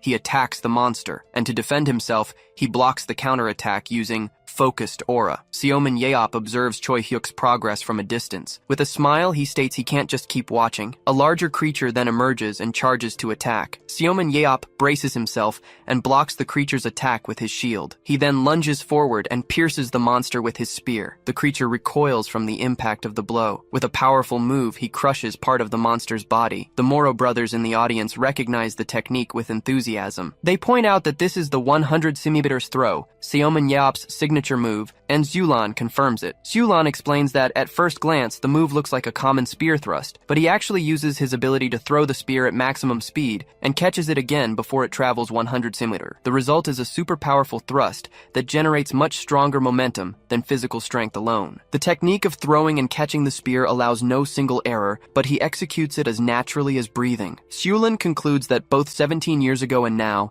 Seomin Yeop is simply annoying. As another monster attacks, he asks Baek Jae-ho if his side is already clear. The creature tries to attack Choi Hyuk from behind, but he prepares for the blow. Seomin Yeop intervenes to block the attack, stating he needs to finish this quickly. He then leaps over the creature to deliver a final blow. Seomin Yeop affirms he has an appointment and cannot be late. With Zone 5-1 clear, the captain congratulates the team on a good job. He then prepares to announce the next move, but notices Seomin Yeop has disappeared. Choi Hyuk explains that he left to clear Zone 5-3 and told them to follow. The captain accepts the decision, trusting that, even if impulsive, Seomin Yeop thinks before acting. He then commands the team to advance to Zone 5-2. The scene shifts to Zone 5-3, where the environment trembles. There, Seomin Yeop greets the zone boss, Serpent. He comments that their last fight feels like it was just yesterday. Preparing for battle, he fully concentrates on his opponent. He then challenges the creature to combat. The monster charges in a swift, direct attack. Seomin Yeop slides across the floor to position himself. He braces his feet and shield on the ground, enduring the impact. He holds firm and faces the creature. With a powerful upward strike,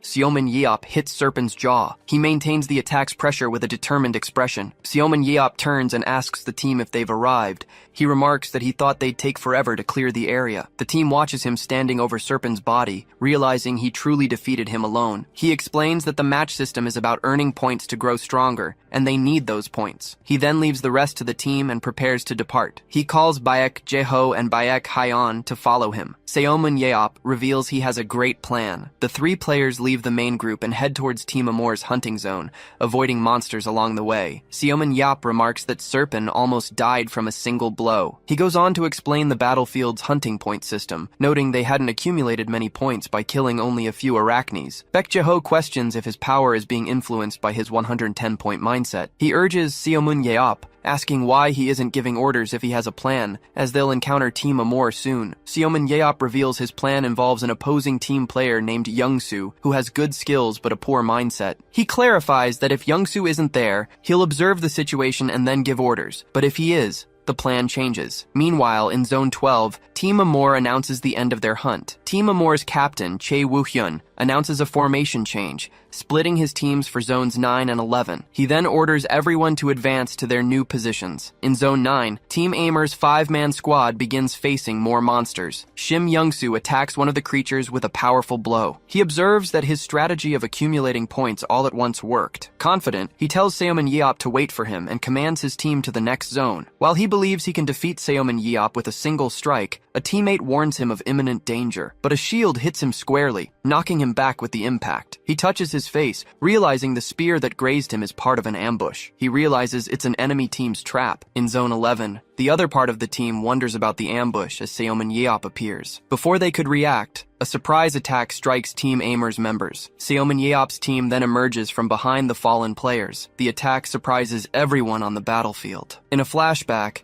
Seomin Yeop instructs the rest of his team to take the opposite route and approach the enemy team after defeating Serpin. Seomin Yeop instructs them to fight to the end against the national team players, promising to help them as soon as possible. The team then advances with determination across the battlefield. Baek Jae-ho notes, the throw was blocked. Seomin Yeop replies, he shouldn't go so hard on the kids right from the start. He then wishes Baek Jae-ho good luck, who asks to be thrown at once. Seomin Yeop prepares to launch his teammate towards the opposing team. With a swift and powerful move, he hurls Baek Jae-ho through the air. Next, he positions himself to throw his shield once more. He throws it with great force right behind his teammate. The shield travels at high speed, following the same trajectory. In the air, Baek Jae-ho intercepts the shield to use it in his attack. Team Amor's captain realizes Young-soo is the target and orders everyone to protect him. Shim Young-soo is quickly surrounded by his teammates. Baek Jae-ho then teleports and attacks Team Amor's tanks, who are his true targets. One of the opposing players shouts for everyone to focus and get the coach first, but Baek Jae-ho is hit by an unexpected attack. The Team Amor player orders them not to stop attacking, needing to end the fight before the teleport cooldown. Baek Haeyeon yells for her father and pulls him out of danger with her whip. She then launches herself into battle, announcing her arrival. Advancing through the air, she prepares for the attack. In an agile move, she uses the whip to propel herself. Seomin Yeop then appears and blocks the attack meant for Baek Jae-ho. He asks his teammate if it was exciting, and Baek Jae-ho merely responds with disdain. Seomin Yeop announces they've now taken down all the tanks. The trio gathers, and he asks if it's now a 3-on-3 fight. The remaining Team Amor players react to the new situation. Seomin Yeop then proposes that each chooses an opponent to fight. Shim Young-soo confronts the challenge that was thrown. The audience cheers for the clever and coordinated play they executed. The commentators praise the strategy of feigning an attack on Young-soo to eliminate 2 players and make a clean escape. They also highlight Seomin Yeop's historical first move, controlling the spear to stop the attack on Baek Jae-ho. A narrator describes him as a true tactician for using a common ability to its fullest potential. Then, while the commentators speak, Seomin Yeop hurls Baek Jae-ho once more. Baek Haeyeon rapidly advances in pursuit of Shim Young-soo, while the last Team Amor player follows them. Nathan Bernard from the opposing team attacks, and Baek Haeyeon leaps to dodge. Seomin Yeop then appears behind Shim Young-soo and questions him. He then hits him in the face with the shield. Next, he throws the shield, hitting him in the head and knocking him to the ground. Seomin Yeop approaches the fallen opponent. The opposing team realizes all 5 of their teammates have been eliminated. Team Amor's captain cannot believe they've already defeated all 5. He becomes frustrated by the unexpected situation. He then orders everyone to attack to turn the game in their favor. Choi Hyuk prepares to face one of the remaining players. In a flashback, Seomin Yeop teaches Choi Hyuk the basics of shield usage. Back in the present, Choi Hyuk applies the teaching and blocks the opponent's attack. The Team Amor player sees an opening after the weapon's impact. Choi Hyuk dodges his opponent's rapid attacks. Team Amor's captain wonders how an improvised tank could have such solid defense. He then fires an attack against what he calls a fake tank. The captain advances for a final blow, and Choi Hyuk rushes to block. Seomin Yeop intervenes and defeats Team Amor's captain with a quick attack. Seomin Yeop praises Choi Hyuk's good work and tells him to leave the rest to them. He then declares they'll finish in 5 minutes to move on to the next match. Team Hope wins the first set 8-0, and player Baek Jae-ho is announced as MVP. A player rushes into Team Hope's waiting room and congratulates the coach on an incredible play. Surrounded by players, Baek Jae-ho hears he should become a professional player and thanks them for the praise. He admits he's embarrassed to participate at his age, but says it was fun to wield his weapon again after 17 years. Baek Jae-ho then turns to Seomin Yeop, who is sitting alone across the room. He states that none of it would have been possible without Yeop by his side. Seomin Yeop watches a K-drama on his device, where a character says love returns, and he thinks it's ridiculous. Meanwhile, the commentators announce the second set, which will take place on a stage with a complex mix of rooms and stairs. They reveal the map is the Labyrinth of the Condemned. This is the dungeon that claimed the lives of many espers before Seoman Yeop attempted it, and both teams march in formation. The narrators express curiosity to see who will be the first to cross the labyrinth, as Chae Woo-hyun glares at Yeop. Seoman Yeop sighs, saying that ever since he returned from the last dungeon, he keeps getting involved with unpleasant people. He remembers the press trying to pit him against Walker, the fanatics who worshipped him like a god, and fools like Shim Young-soo. He concludes that everyone is either suspicious of his achievements or testing him, eager to see his skills. Seoman Yeop then puts on a visor and declares it's better to show them. With a smile, Seoman Yeop warns that it will be scarier than they expect. At Team Hope's starting point, Baek Jae-ho begins giving instructions about the labyrinth's complexity, but is interrupted. Seoman Yeop announces he will move alone, leaving them to sort things out among themselves. Baek Jae-ho then asks if he still remembers the layout from when he cleared the labyrinth, and Yeop replies that he created the map for that place. Realizing that a year has truly passed for Yeop, he asks if the structure is different, but the young man denies any changes. Baek Jae-ho tells him not to overdo it, but Yeop says worry is a waste, and everyone should prepare for a shock. He then declares that this time he's fighting for real. If Team Love started on the other side, he knows where they're going and advances at high speed. Baek Haeyeon asks her father if it's safe to send Uncle Yeop alone, but he assures her that Yeop's dungeon judgment is better than anyone's. He confidently states that Yeop definitely has a plan, and Haeyeon says her uncle is truly amazing. Baek Jae-ho's expression changes as he wonders if his brother-in-law really has a plan. He shouts Yeop's name.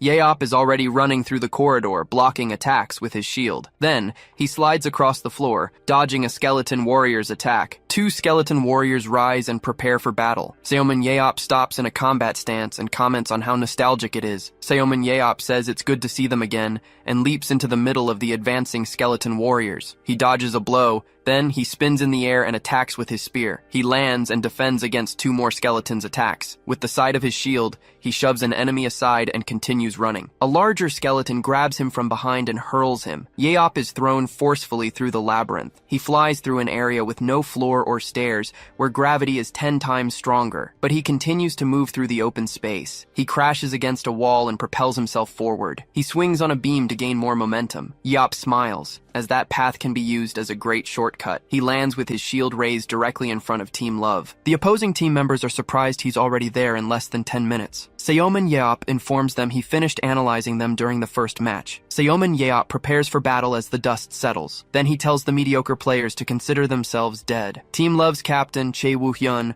orders everyone not to panic and to retreat for now. He shouts that there's no way Yeop came alone and that they need to regroup. Yeop pursues them, thinking the decision to retreat wasn't bad, though they were completely wrong about him being accompanied. He decides that, as a compliment, he'll play with them a little longer, as the match would have ended if they had faced him. His eyes activate with a scanning ability. He analyzes the fleeing players, discarding them one by one. Finally, he finds his target and throws his spear, hitting one of the players in the head. The hit player disintegrates, and the system announces Seoman Yeop's first elimination. Yeop reaches out, knowing the player couldn't have dodged the attack. He regrets not being able to retrieve his spear, but realizes the rest of the team has already fled. Looking at the structure above, he decides to go there. Team Love regroups in another part of the map to catch their breath. Chae Woo-hyun curses at being caught off guard, but a teammate suggests it would have been better to fight since Yeop was alone. Chae Woo-hyun explains they had no way of knowing he was alone, and that they need to be on guard in all directions. The commentators observe that Seoman Yeop has reached higher ground, and wonder what he might be planning. He calculates their movement and the time that has passed since their retreat, concluding that this is a good spot. Seoman Yeop then smiles, assuming they must be around there, and says a 50% chance won't hurt. He holds his spear firmly and prepares to throw it. With a smile, he says the word, love. Then he prepares to launch his weapon, and he throws it with force, shouting that love returns. A projectile streaks through the labyrinth at high speed. The assault tears a path through the area's structure. Team Love members look up as they see something emerging from the ceiling. Seoman Yeop's spear falls right in the middle of their group. Chae Woo-hyun stares at the weapon stuck in the ground and wonders where on earth it came from. The commentators announce that an unbelievable scene has just occurred. The system confirms Seomin Yeop's second elimination, and he remarks that he was right about the 50% chance. The narrators declare that it was the most impressive elimination in the entire history of the Korean battlefield. Smoke dissipates around Team Love, who were caught off guard by the attack. Shim Young-soo yells that enough is enough with retreating and that they need to fight, asserting that Seomin Yeop is definitely alone. Chae Woo-hyun tries to calm him, but Young-soo insists that while they stand still, the other team is freely hunting. The captain explains that they have fewer players now, and dividing their power would be a mistake, but Young-soo demands to know the plan. Seomin Yeop lands on a beam above them, asking if there's a division and calling them a bunch of cowards. Young-soo gets annoyed, saying he can just roast him with his ability, but a teammate advises him to conserve his aura. Irritated by the orders, he asks if they want him to lose, and his hand ignites. Then, he launches an attack toward Yeop. The blast explodes against the wall where Seomin Yeop had been. Shim Young-soo brags, saying he knew Yeop was hiding back there. Suddenly, Yeop calls him an idiot, and he turns around in surprise. The team looks up and sees the real Seomin Yeop standing on the ledge. He asks if Young-soo really didn't think he might have made noise on purpose to get noticed. Yeop then says his acting is terrible and leaps away, leaving the team behind. Shim Young-soo is shocked his ability was blocked so easily, but his teammate points out that he unleashed the attack with full force. A teammate comments that, in terms of power, Young-soo's ability could compete in the big leagues. He concludes that an attack of that level couldn't have been blocked easily and that they can't simply ignore it. Chae Woo-hyun decides that, as Young-soo said, they should get Seomin Yeop first and orders the 3 damage dealers to hunt him down. The plan is for them to follow the west path, pretend to be scouting the area, and then attack Seomin Yeop from behind. After acquiring some hunting points, the rest of the team will join them to finally defeat him. A narrator comments that Team Love seems to be pursuing Seomin Yeop, but he won't be easy to catch. After all, Seomin Yeop knows the layout of the labyrinth of the condemned better than anyone. He watches the 3 approaching and questions if they aren't moving too predictably. Yeop then leaps toward them, stating he's very disappointed. The commentators narrate that he already knew what was coming, and now advances against Team Love's 3 damage dealers. He strikes the ground with his spear, forcing the 3 opponents to retreat from the impact. Seomin Yeop comments on their good reaction speed. He defends against one of the adversaries and realizes that all 3 are damage specialists. With a smile, Yeop considers them perfect prey. Then he grabs one of the players and throws him against the wall. The system announces Seomin Yeop's 3rd elimination. He then turns to the next opponent. With a 100-centimeter throw, he hurls the defeated player's body. It hits the second opponent, and the system announces his 4th elimination. Seomin Yeop approaches the last hunter and says it's his turn now. The player freezes in fear. Then he turns and desperately runs away. Seomin Yeop throws his spear, and the system confirms the 5th elimination. He wonders how many eliminations he has achieved and concludes that only 6 opponents remain. With a smile, he decides he will take care of the rest all at once. The audience comments that it's insane he eliminated 3 national players in less than a minute. VIP guests are also shocked by how quickly everything ended. The Moro brothers comment that many wonder what the outcome would be if past heroes fought current players, and they state that after the match against Walker, they can once again confirm the answer. Seulan concludes that he is truly back, while a narrator states that Seomin Yeop is dominating. Over the comms, Baek Jae-ho asks Seomin Yeop about the 5 eliminations, and Yeop simply replies that his aura is now red. Baek Jae-ho then says they will join him and asks for his location, receiving Zone 3-1 as the reply. Seomin Yeop spots the remaining opponents and warns that everything will be over before they arrive. He then stands up and asks not to be interrupted anymore, as he's going to fight. Baek Jae-ho tries to call him again, but Yeop has already departed at high speed. Seomin Yeop comes face to face with the rest of Team Love. With a smile, he asks if they've waited long and says he came as fast as he could. Chae Woo-hyun orders his team not to panic and to spread out for now. The team disperses, and Yeop assumes they must have prepared something for him. He watches them move quickly to surround him. The remaining members of Team Love stare him down, preparing for the final confrontation. He realizes their plan is to attack after encircling him. Even if they attack from all sides, he predicts the first to advance will be the one with the highest mobility. A player advances, and Yeop's analysis reveals he possesses the instant acceleration ability. The opponent uses his instant acceleration, which continuously increases his movement speed for 30 seconds. Seomin Yeop blocks the attack, noting it's a good ability that momentarily boosts agility and speed. For 30 seconds, he can move faster than any other Esper, but they never thought about why they keep failing in the International League. The opponent is surprised he dodged, but no matter how fast he becomes physically, it doesn't affect his mental calculation rate. With a single blow, Seomin Yap defeats him, and the system announces his 6th elimination. Chae Woo-hyun shouts for Shim Young-soo to use his explosion sphere. Young-soo then launches a series of attacks and yells for Seomin Yap to go to hell. With Yap's vision obscured, one of the players advances. He shouts for Ji-hyun to go in and attack. The player runs toward the smoke. Suddenly, Seomin Yap attacks him from above. The system announces the 7th elimination, and the 2 remaining players are stunned by what happened. Seomin Yap then grabs the 2 spears he had recovered. With a swift motion, he attacks the last 2 opponents, and the system announces the 8th and 9th eliminations. He then turns and walks away from the defeated players' bodies. Seomin Yap lowers his spear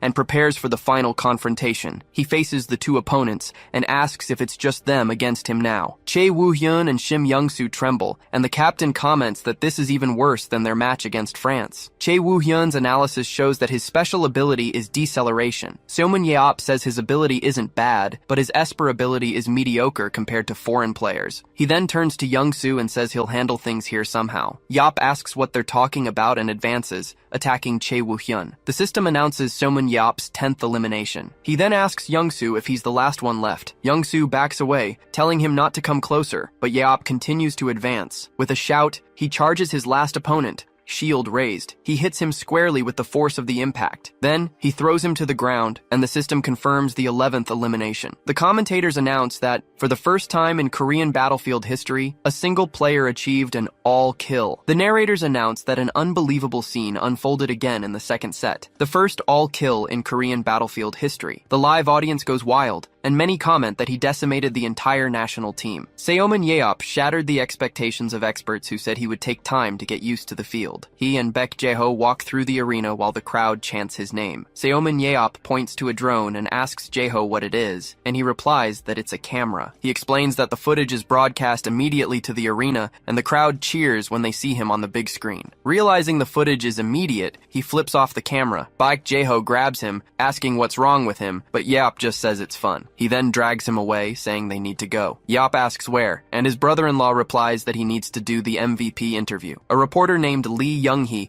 introduces herself for the interview with the 2 players. She praises both their skills and says her first question is for Baek Jae-ho, the MVP of the first set. The reporter asks if he expected to perform so well today, but he replies no. He explains that he was forced to participate due to Seomin Yap's stubbornness, but fortunately, his body remembered how to fight. She thanks him for his answer and prepares to ask Seomin Yap a question. The reporter asks if he expected to achieve an all-kill, and Seomin Yap responds yes, because after trying, he realized it was a piece of cake. He explains that he went easy in the first set to get used to it, and was more aggressive in the second. So the reporter asks for advice for Team Love. He reflects on the opposing team, noting that aptitudes and positions didn't match and that many didn't know how to use their abilities. Yap states that the incompetent coach isn't to blame, but rather that the leader lacked a more attentive eye. Asked if he would like to lead the players, he replies that their level is so low that he doesn't feel like it, but he adds that, depending on the situation, that might change. After all, they live in a capitalist world. Already in the car, Seomin Yap asks where they're going, and Baek Jae-ho explains it's for the post-game party, as Hyeon went ahead. Yap complains he has a show to watch,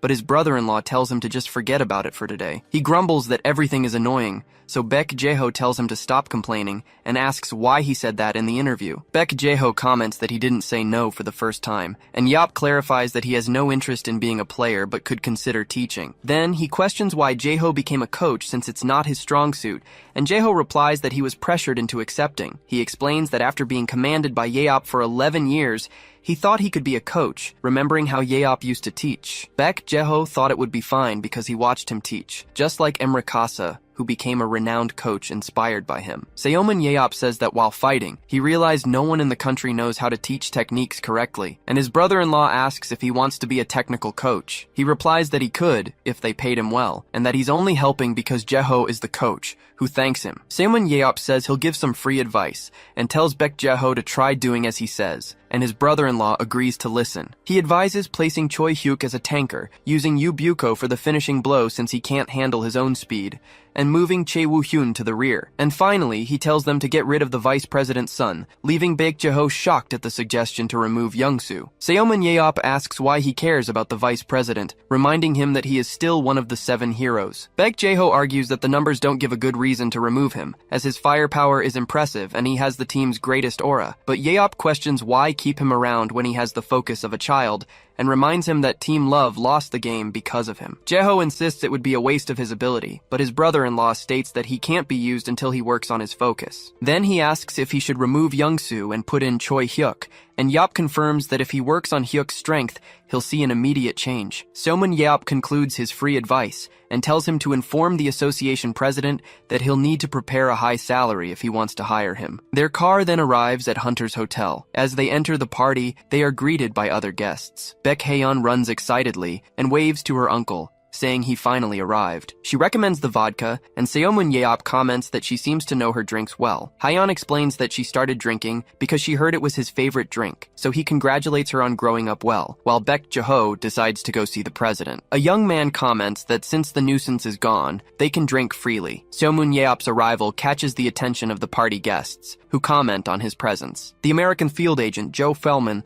prepares to approach him, but his assistant stops him. She advises him not to approach with the intention of hiring him so as not to offend him, and he agrees. Fellman decides to wait for the right moment, but someone bumps into him asking to be excused. The man addresses Seomun Yeop, who turns to face him. Yeop recognizes him as Jake Rand, the European field agent. Rand greets him, and Yeop corrects him about his surname while Fellman observes the interaction from a distance. Fellman remembers he doesn't need to be defensive just because Rand poached a player from him before. He understands that Seomun Yeop is no ordinary player, and that it won't be easy to convince him without understanding what he's been through. Jake Rand hands Yeop his card, telling him to contact him if he ever feels like playing, and Yeop replies that he'll think about it. Baek Haeyeon asks her uncle how his English is so good, and he explains he learned it by traveling through different countries. She asks why she only heard Korean during his encounter with Walker. Yeop jokes that she must have a peanut brain, and Haeyeon complains that it's mean. Seeing Jake Rand leave, Joe Fellman realizes this is his chance to approach, but as he tries to advance, he's pushed by a crowd asking to be excused. The Moro brothers approach Seomun Yeop, greeting him in English. They praise him as the best esper in the world, and he replies that he also knows French. Yeop recognizes them as the French arms-dealing brothers,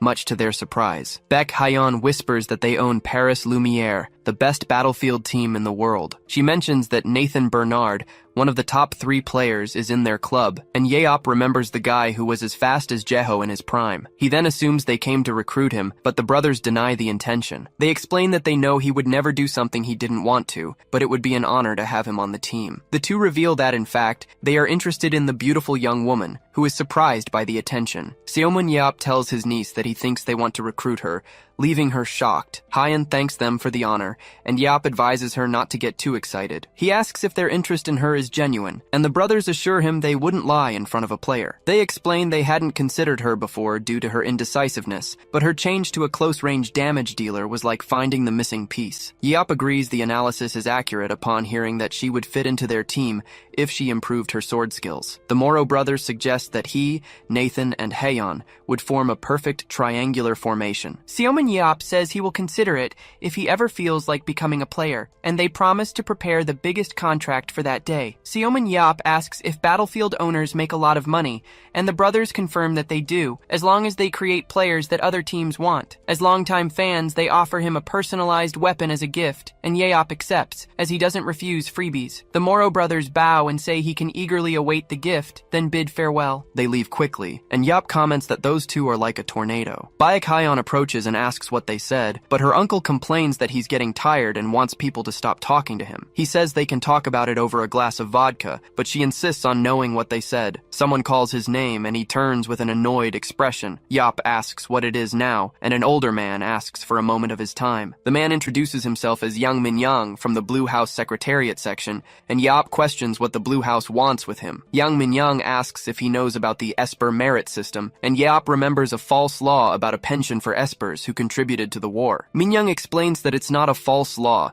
and that he is a level 1 contributor, like Baek Jeho, entitled to a pension of 12 million won per month. Seomun Yeop simply asks, so what? Then the man says they intend to present him with the pension he hasn't received for the past 17 years. He informs him that the amount is exactly 2.5 billion 860 million won, and it's tax-free. 5 billion 6,800 million won echoes through the hall. Seomun Yeop then repeats the value of 2.5 billion to himself. As he calculates the total with other rewards, a young woman approaches and asks what Uncle Yeop is doing. He turns to answer. A man approaches and introduces himself as as Joe Fellman, an American agent. Seomin Yeop asks if he's also trying to recruit him and asks him to leave him alone as he's tired. But Fellman insists he needs to tell him something. He explains that Yeop is probably still getting used to this world since he saved everyone, but he can't get his 17 years back. The young man merely questions the word troubles. Joe Fellman continues, saying that in time he'll find a new life purpose and get used to peace. Then he asks Yeop not to feel discouraged and hands him a card, hoping he'll remember it. After saying goodbye and leaving, the agent wonders if he talked a lot of nonsense. The girl asks if Uncle Yeop was also recruited by Fellman, and he replies that he found him strange, making her curious about what he does. The young woman explains that he's a big fish in the American Major League, nicknamed Money Ghost for getting rich by taking many Korean espers. Seomin Yeop finds it strange that he didn't mention money and just spoke nonsense. She adds that she heard he tried to recruit her father a long time ago with an absurd amount, while Yeop watches Fellman walk away. A presenter then announces that the party's main event, the donation exchange, is about to begin. He informs that the announcements will be made by a special guest, the person who donated the most. The presenter then reveals Seomin Yeop's name, who wonders if it's actually him. He is invited onto the stage as the crowd applauds. On stage, Seomin Yeop asks how much his entire fortune was, since they said he donated more than everyone else there. The presenter replies that the donation was 74 trillion won. Park Jin-tae clarifies that according to his wishes, Park himself and Coach Baek took responsibility for donating everything. Seomin Yeop takes the microphone and says the committee president warned him, but he didn't imagine it was that much. He finds it hilarious that he was happy to receive 2.5 billion when his assets exceeded 1 trillion. The audience laughs when he comments that maybe he should have recovered some of his assets. He then pauses and continues, saying that 17 years have passed since his assets were donated and a lot has changed since he returned from the last dungeon. He states that everyone praises him for saving the world and talks about his noble sacrifice. But the truth is there was no noble meaning. He simply enjoyed dungeons. Sometimes he even wished the enemies wouldn't lose so he could keep fighting. That's why Seomin Yeop doesn't understand the praise he receives for saving the world. He doesn't feel accomplished, just that something fun has ended. However, there's one thing he is proud of, the fact that the children helped by his donations are now adults. This is more gratifying than saving the world, as he doesn't want any other child to be as unhappy as he was. After the speech, the presenter thanks him, and Seomin Yeop leaves the stage to applause. Park Jin-tae approaches and comments that he really knows how to give a speech. He questions if 7 trillion can cover up his problematic tendencies, and Yeop blames his unhappy childhood for his behavior. Park Jin-tae says he was born a troublemaker, so the young man simply asks why he's really there. The man questions him for annihilating the national players, and Seomin Yeop retorts by asking if he needed to train them that way. Park laments that the charity match made things worse, with the KB League being defeated by a single man, but Yeop thinks it's always been like that. He gets annoyed, saying that thanks to Yeop, the government barely funded espers, treating them like monsters. Then Jin-tae shouts that Yeop contributed to this, recalling the times he treated the National Assembly and the Blue House as if they were thugs. Park Jin-tae yells that because of him, politicians thought all espers were the same, but Seomin Yeop retorts that they started bad-mouthing first. After ending the discussion, he finally reveals what he wanted and invites Yeop to be the technical coach for the national team. He offers a lot of money, but Seomin Yeop responds that it will be difficult. With a smile, the young man says there's something he wants to try. Already in the car,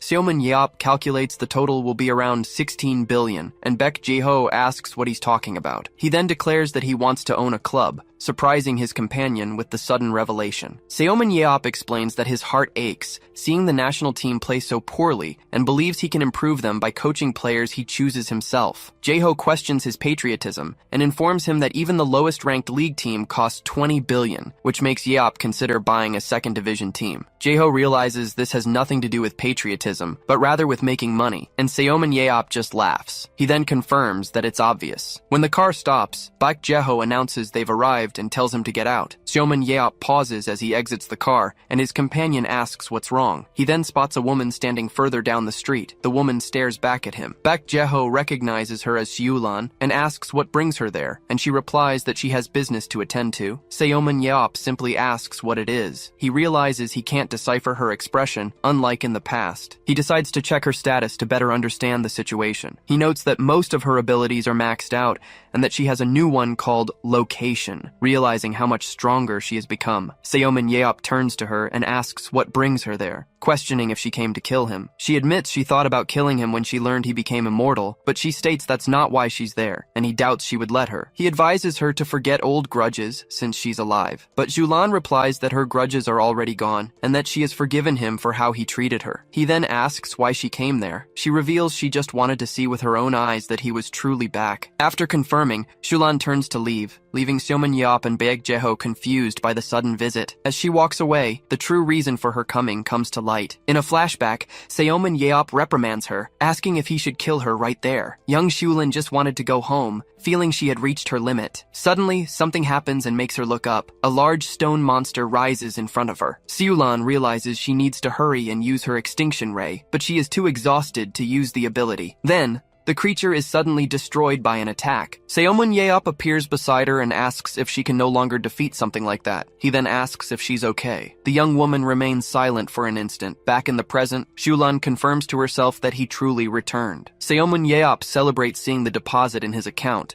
and wonders which club he should choose. Baek Jeho asks him if he knows how to use the banking app and if he's really going to buy a battleground club, and Yeop confirms it. As he browses his phone, Yeop says he's thinking of investing as a hobby, and Jeho warns him about the high cost. Baek Jeho then offers to buy him a KB1 League club, stating it's the least he can do. But the young man refuses, saying he doesn't want his money and asks what KB7 is. His companion explains that the KB7 League has matches between 7-player teams and is cheaper to maintain. Seomun Yeop asks if that league also has many players, and Jeho clarifies that the more skilled ones prefer KB2. He then decides he wants to buy a KB2 team and that he should do it soon. Yeop reveals he hasn't researched any teams yet and will ask the association president. He then calls the president and shouts into the phone that the idea is great. The president supports him, saying he'll gladly welcome him if that's why he turned down the coaching position, but Yeop asks him to speak softer. He asks if there are any clubs for sale, and Park Jin-tae replies that there are 3 open to offers and 1 that urgently needs to sell. The young man shows interest in the proposal. Then he asks which club it would be. Upon arriving in front of the Incheon Battleground Stadium, he questions if that's the place. Seomun Yeop observes the stadium's big screen,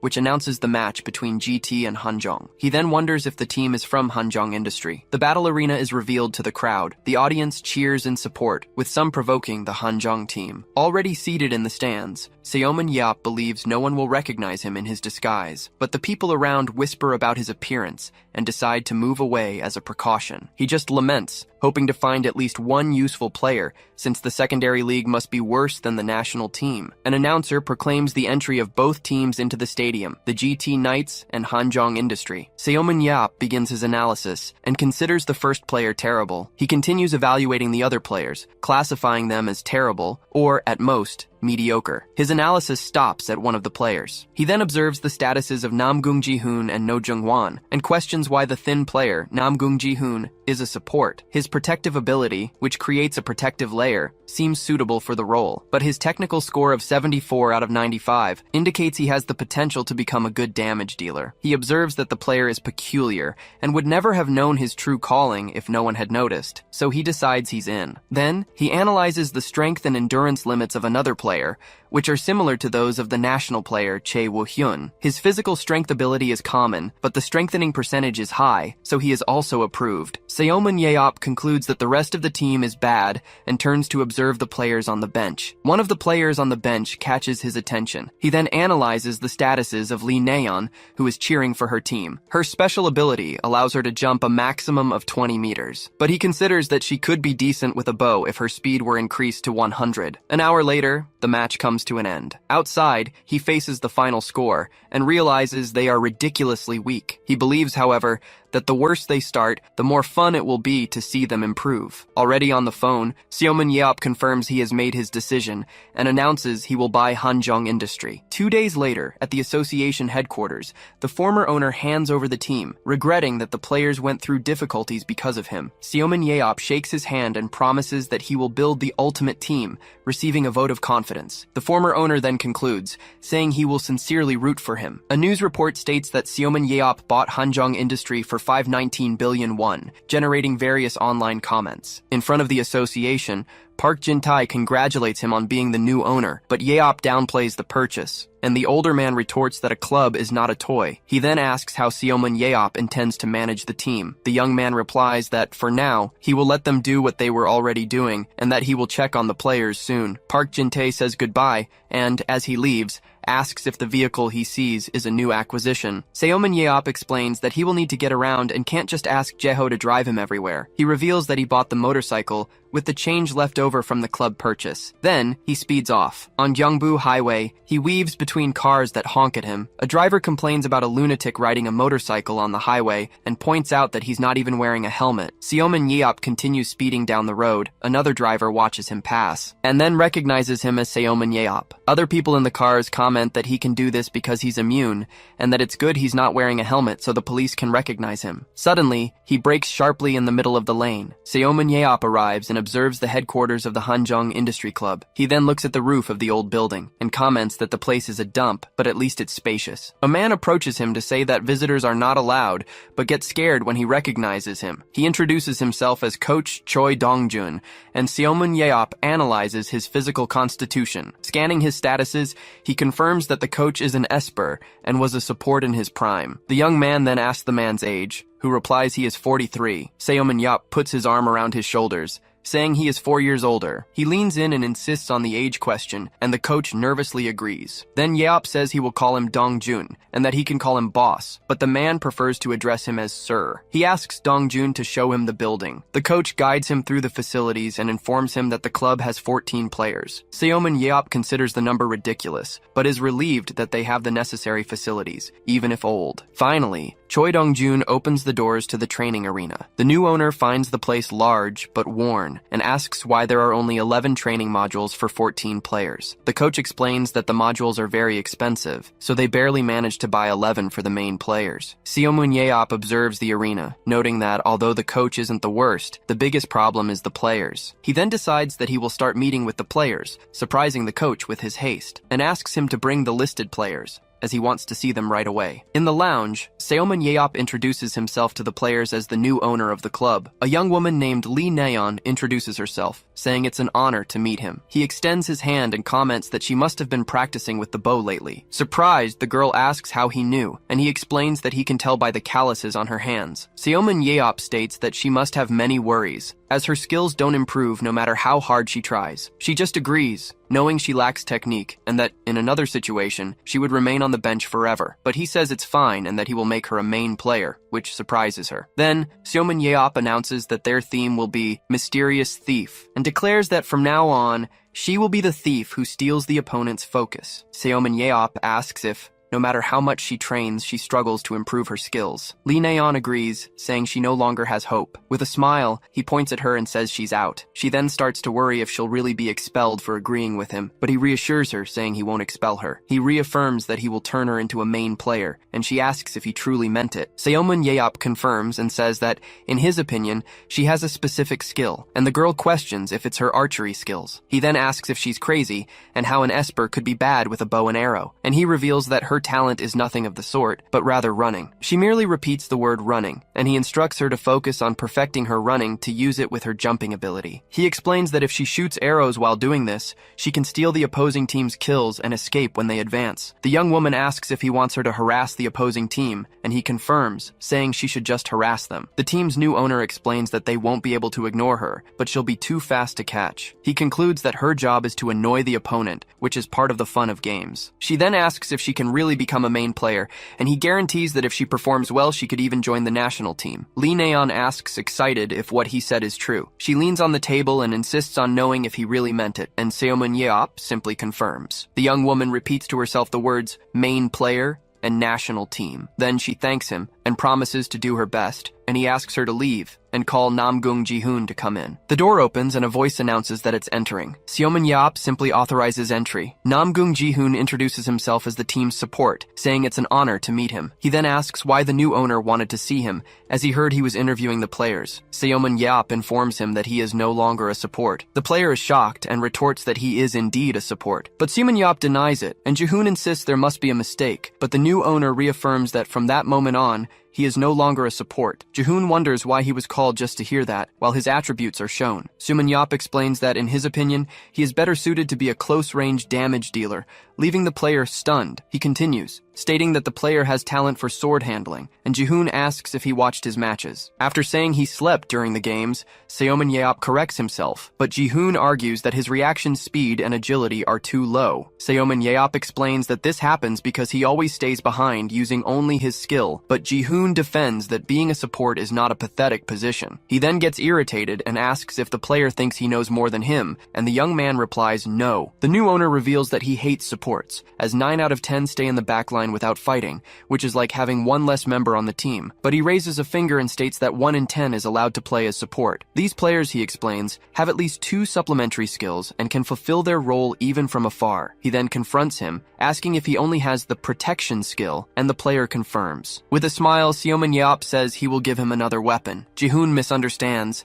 asking if he will turn him into a sword-wielding support, annoying the team owner. He grabs him and shouts that he will make him a close-range damage dealer with a support skill, and the player apologizes. Seoman Yeop questions him why he insists so much on being a support, and if he is afraid to fight on the front lines. He then comforts him, saying that with this attitude he will never be a main player, and that he must do what he says if he wants to succeed. The player asks if he will really succeed if he does this, and Yeop confirms yes, depending on his effort. When Jihoon asks what will happen if he wants to continue as a support, the team owner replies that he will be cut. He then gives him the choice to live as a reserve on the worst team in the league, or try to change his life, extending a hand to the player. Namgung Jihoon accepts the proposal and declares that he will become a close-range damage dealer, shaking Seoman Yeop's hand. At the end of the meeting, the coach approaches and asks if he has finished the interviews. Seoman Yeop then asks him to find a new coach who knows how to use a sword well. Choi Dong-jun argues that the player is a support, but the new owner corrects him, stating that he is now a close-range damage dealer. He also instructs him to prepare to teach Lee Naeon how to run, and Dong-jun questions if this will be effective. Before leaving, Yeop orders that the first team's stamina be increased, as they had none compared to the GT Knights. The coach bids him farewell, wishing him a good trip home as he prepares to depart. Outside, Seoman Yeop pauses for a moment. He then looks at the building's sign and wonders what name he should change the teams to. The next day, the scene takes place in another location. Seoman Yeop rests his head in his hand. Baek Jae-ho approaches, commenting that it's strange to see him so pensive, and the young man asks not to be disturbed. Jae-ho points to the turned-off TV and asks if his concern is because of Hanjong Industry. He then questions if he isn't going to recruit more players,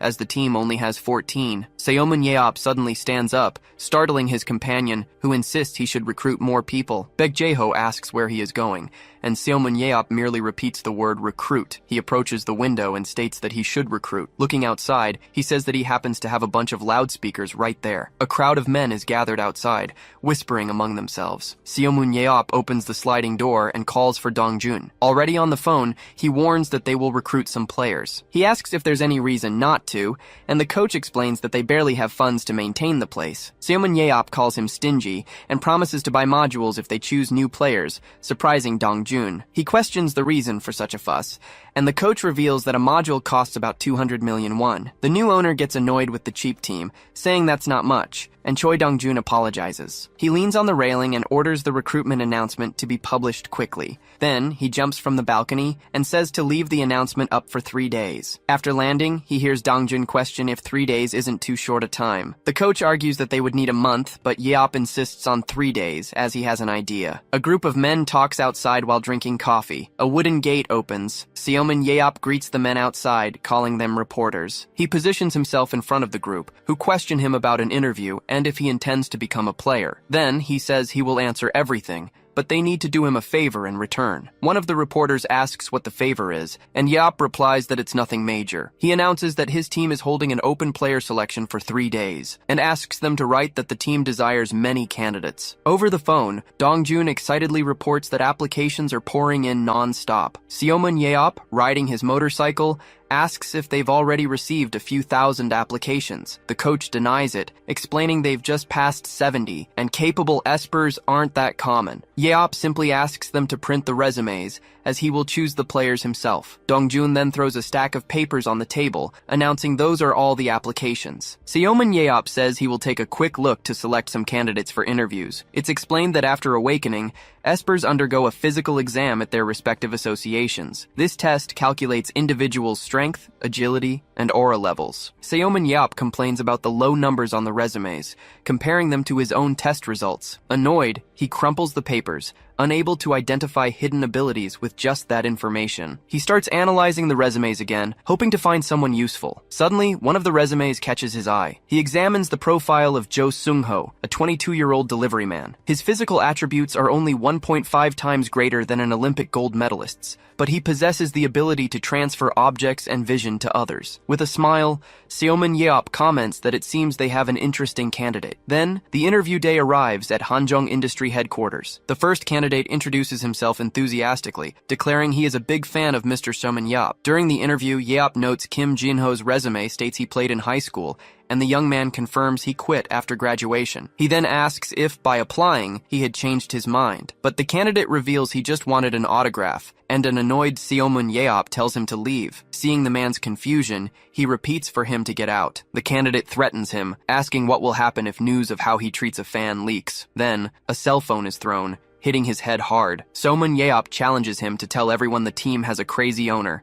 as the man falls to the ground. While the candidate pleads, he simply asks for the next person to come in. The other candidates in the waiting room see the scene and wonder what's happening after hearing an explosion. The next to be called is Mr. Jo Seung-ho, who gulps. He enters the room and introduces himself formally. The coach then questions how he managed to pass the selection process with such low stats. The coach asks why that candidate is there, but Seomin Yeop just smiles. Using his scanning eyes, he analyzes Jo Seung-ho's stats. He confirms Jo Seung-ho possesses 3 special abilities: object transfer, vision transfer, and aura transfer. He realizes that aura transfer is a rare and tactically useful ability. Since the ability wasn't on the resume, he concludes the candidate unlocked it without realizing. Seomin Yeop comments to the coach that the candidate is the same age as Lee Naeun. With a smile, he declares it's destiny. Then, he calls for Jo Seung-ho, who responds promptly. Yop questions him about his battleground experience, and the young man confirms he only worked as a delivery man. The new team owner asks what made him apply, as his stats don't inspire confidence. Sung-ho admits he knows his abilities are useless, but he reveals he's dreamed of being a player since he was young, and used his low stats as an excuse not to try. While working, he thought he should try to create fun memories. He states he applied with the sincerest intentions. Seomin Yeop asks if he can use his ability to move objects from afar, and Jo Sung-ho replies he tested it up to 2.5 kilometers. The candidate explains that to send objects to someone out of his sight, he first uses his aura to locate the person. Sung-ho laments that the process isn't automatic, but Yeop reassures him, saying enemy locations in dungeons are limited. The new team owner realizes the ability can also be used for reconnaissance, making it more useful than he imagined. He then comments to the coach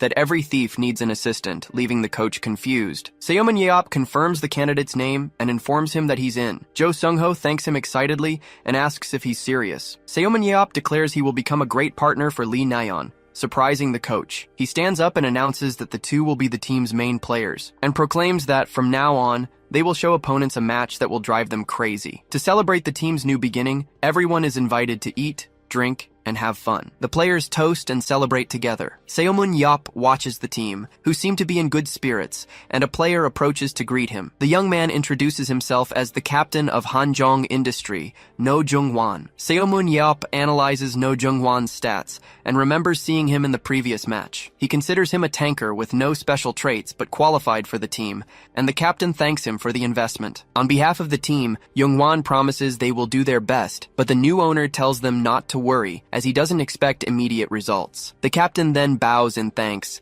saying he will count on him. Seomin Yeop observes the young man, considering him a perfect and diligent captain. He then spots Lee Naeun talking and laughing with the other players. With a gesture, he calls Lee Naeun and Jo Sung-ho closer. The girl confirms they've already met, and excitedly says they are the new duo and are the same age. Yeop says they should get to know each other better, as they will be thick as thieves from now on. He explains that every thief has someone who brings them information from the shadows, leaving the two confused. Then, Seomin Yeop reveals that Sung-ho will be responsible for working from the shadows. He concludes the matter for now, saying he'll give them the details later and tells them to go drink. Observing the team, he concludes they've finally reached the minimum required for a team. He turns to the group. Looking at the building's name, Seomin Yeop announces they must choose a new team name. Choi Dongjun calls the attention of all the team players. Then, Seomin Yeop stands before everyone and announces he will reveal the team's new name. With a smile, he announces the team's new name. 3 months later, the team prepares for a new match. An announcer declares the star of the match is YSM, formerly Hanjong Industry, predicting a major turning point. The big screen shows YSM's confrontation, and the commentator notes that the main players haven't changed since Soman Yap took over. In a room, Soman Yap instructs the team to do what they practiced,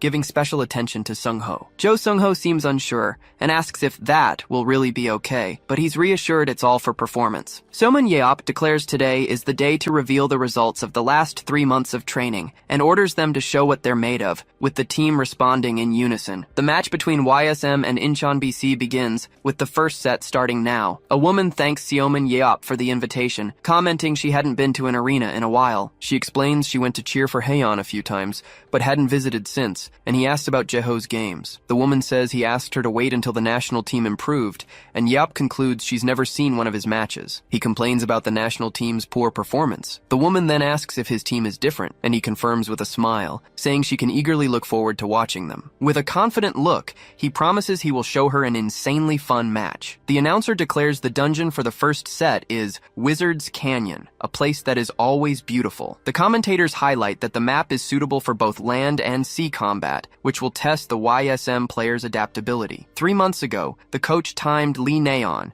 and was surprised to see her run 100 meters in 3.01 seconds. The new team owner watches the girl run and states she has incredible talent for running. Seomun Yeop comments that Jo Sung-ho also got much faster, but Naeon is a rough diamond. He reveals he discovered her talent due to her muscle development, among other things. The coach praises his perception, but Yeop cuts him off, asking to focus on the players, as they'll need to run through various dungeons. He assures that Lee Naeon will improve simply by correcting her running form, and that she'll be ready for real matches soon. 40 days after training began, the story moves forward. During training, 50 days before the game, one player complains Lee Naeon stole his monster again. He wonders how he'll catch her at that speed as she moves nimbly. After jumping to a higher position, the young woman confirms to herself that she shook them off. Seomun Yap observes the training and comments that her passive play has improved, then asks Team B how they feel. One player responds that their hunting speed seems to have halved, and that she's starting to confuse him. The team owner praises Lee Naeon's good work and movement. She thanks him and promises to keep giving her best. But despite smiling, the truth is, she's very worried. She wonders if, as a permanent reserve on the worst second league team, she can truly become a main player with just training. Lee Naeon finds it hard to believe that's possible. She wonders if she can really do this, and if she'll perform well. Suddenly, someone calls her, pulling her from her thoughts. She turns and asks if they called her. No Jungwon points out she didn't hear him call, and asks if she's nervous, but the girl denies it. He then says there's no need to pretend,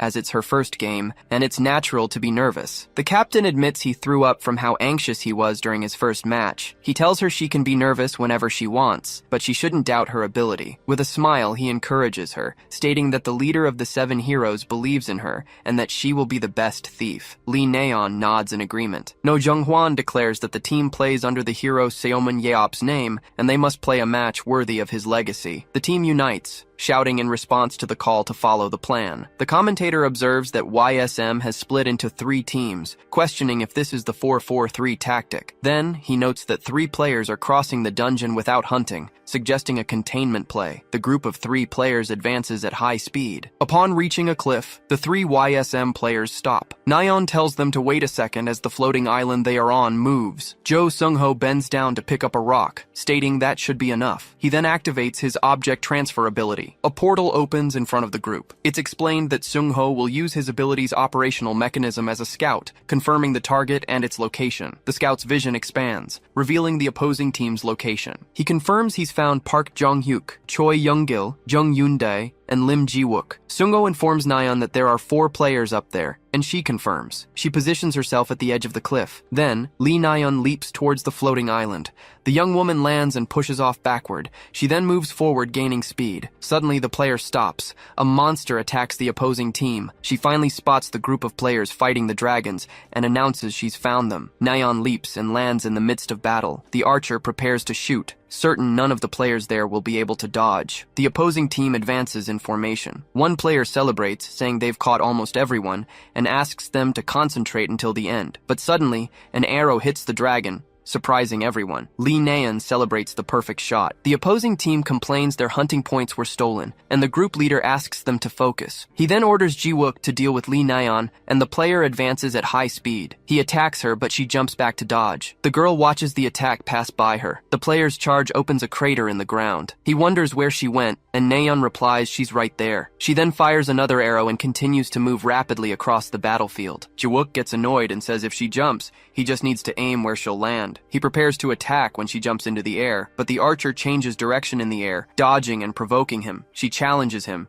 saying he's too slow to catch her, making him even more annoyed. The commentator observes that Lee Naeun is irritating the Incheon players, and no one can keep up with her. He also points out she has a limited number of arrows, and the archer realizes her quiver is empty. On the other side of the field, Sungho hears Naeun's call for more arrows. Lee Naeun's quiver is refilled with arrows via Jo Sungho's ability, and the commentator notes this is a great containment tactic. He continues, saying Sungho became a key player in 3 months thanks to this ability, as the young man removes a sheet from himself. He then reveals a large book titled Chronicles of Seomun Yeop. Lying surrounded by arrows, Jo Seung-ho reads the book and tells Naeun to inform him when her arrows run out, leaving the commentator confused. Then, the commentator exclaims that Jo Seung-ho is reading comics in the middle of the match. Weeks earlier, during a practice match, one player shouts to hurry and catch her, as she's already stolen 6 of them. Lee Naeun nimbly jumps between opponents, who complain they can't catch her because she's too fast. Observing the scene, Choi Dong-jun comments that she was born to annoy others and will have no trouble continuing. He then points out the problem is Jo Seung-ho, who takes too long to find a safe spot, making it hard for Naeun to get more arrows. Choi Dong-jun's solution is to have Namgung Ji-hoon escort him, using his protection ability to keep him safe. Jo Seung-ho finally finds a spot and crouches near several arrow quivers on the ground. He then picks up one of the quivers and takes out an arrow. The two men continue observing the match from afar. One of them asks if the young man will keep doing that, and Choi Dong-jun confirms he can't go anywhere alone. Choi Dong-jun's companion questions if it's not a bit sad to leave him there like that. He then decides that won't work, as it's better to look funny than pathetic. In the middle of the match, Jo Seung-ho is seen calmly reading a comic. Suddenly, an arrow whizzes past him as he lies reading. Namgung Ji-hoon lunges in front of an approaching creature. He creates a barrier and blocks the attack, protecting Jo Seung-ho, who lies fallen right behind him. While Namgung Ji-hoon fights, Jo Seung-ho continues reading his comic. In the audience, a man wonders how his team can be losing to those idiots. Suddenly, Lee Naeun informs Seung-ho she's out of arrows. He then holds one of the arrow quivers and materializes it in his hand. Elsewhere, Seomun Yeop starts laughing loudly. A woman beside him asks if he ordered them to do that, and he replies it's hilarious. He boasts about his frightening talent spotting ability, but when she asks him to help her husband, he says he already did. Seomun Yeop explains he advised him to use Choi Hyuk as a tanker, but the scoundrel didn't listen. She admits she doesn't know much about her husband's work, but heard there's friction between the two. He then states that a coach needs to know how to use force to solve problems. Back in the match, Jo Seung-ho's distraction is noticed. 2 Incheon players enter the fray, making the situation dangerous for Lee Naeun. An opponent advances towards her and shouts for her to be caught. Seung-ho instructs her to just dodge the attack and use that route to escape. Lee Naeun agrees with the instruction. Jo Seung-ho then asks if she can do it. She confirms and leaps away, while 2 opponents run not to lose sight of her. An attack whizzes past Lee Naeun, who prepares for what comes next. She remembers Seomun Yeop's promise that she would become the best. With renewed determination, she prepares to act. Her team plays in the name of the hero Seomun Yeop, seeking to honor his legacy. She then reaffirms her determination for the fight. The girl starts to move, nimbly dodging multiple attacks. Lee Naeun then creates copies of herself to confuse opponents. Her opponents complain she's too fast in order not to lose sight of her. She continues running at high speed across the battlefield. Multiple enemies pursue her through the air, trying to catch her. With an aerial acrobatics, she dodges an attack coming from above. She successfully lands on a ledge and prepares for the next move. Lee Naeun looks back and comments that they are following her well. Opponents approach and shout to catch her as quickly as possible before the point difference grows. One opponent declares the chase will end there as she stops at the edge of a cliff. He states she can no longer flee now that his team has surrounded her. The opposing group leader then tells her to look back. She looks down and comments on the steep drop. The man states that not even she could jump from that height as the cliff edge begins to crumble. With a smile, Lee Naeun agrees he's right. Then she shouts that she has nowhere to run and is cornered, leaving her opponent confused. She continues, asking if they won't let her escape, while they wonder what she's talking about. Suddenly, the ground begins to shake. surprising the opponents. Lee Nayeon says it's fine, as her team scales the cliff right behind her. She declares they won't make it easy either,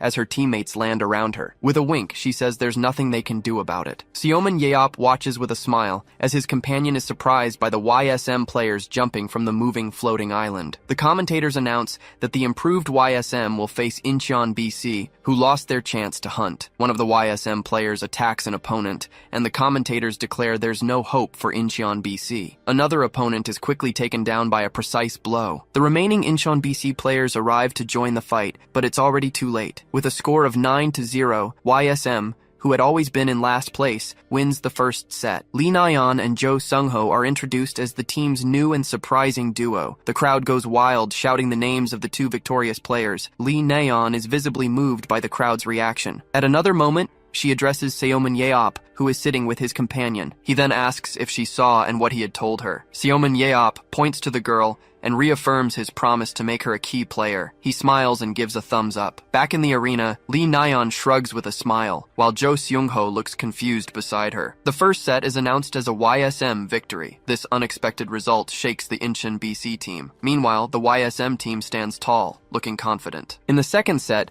Lee Nayeon and Jo Sung-ho repeat the same containment strategy, and Incheon BC is defeated without being able to react. YSM maintains its pace and wins the match 2-0, with a large point difference. As expected, Lee Nayeon is announced as the MVP of the match and thanks the audience. She dedicates the honor to Seomin Yeop, and the news quickly spreads across online communities. The interview echoes across the internet, with articles praising the team's new playstyle. Comments also acknowledge Jo Sung-ho, the mind thief who operated behind the scenes. The match not only launched the two rookies to stardom, but also drew attention to Seomin Yeop, the man who created the strategy. Seomin Yeop's keen eye for discovering talent is once again etched in everyone's memory. Days later, a man asks Yeop if he was truly the one who discovered Lee Nayeon and Jo Sung-ho. Lying on a sofa, Seomin Yeop confirms and asks why he would lie about it. He boasts about his divine eyes, and the man asks if the duo would do well on the national team. The man advises him to first convince Choi Hyuk, but Yeop reveals he's already persuaded him. The man reveals that although Choi Hyuk wants to represent Korea, his current team opposes it, delaying the process. He then admits that the country's coaches don't like him, an outsider relying on past glories. Seomin Yeop sits up and challenges these critics to say the same in his presence. His companion comments that they wouldn't do it for fear of getting beaten. He then changes the subject and asks about Choi Hyuk's value. Yeop repeats the question,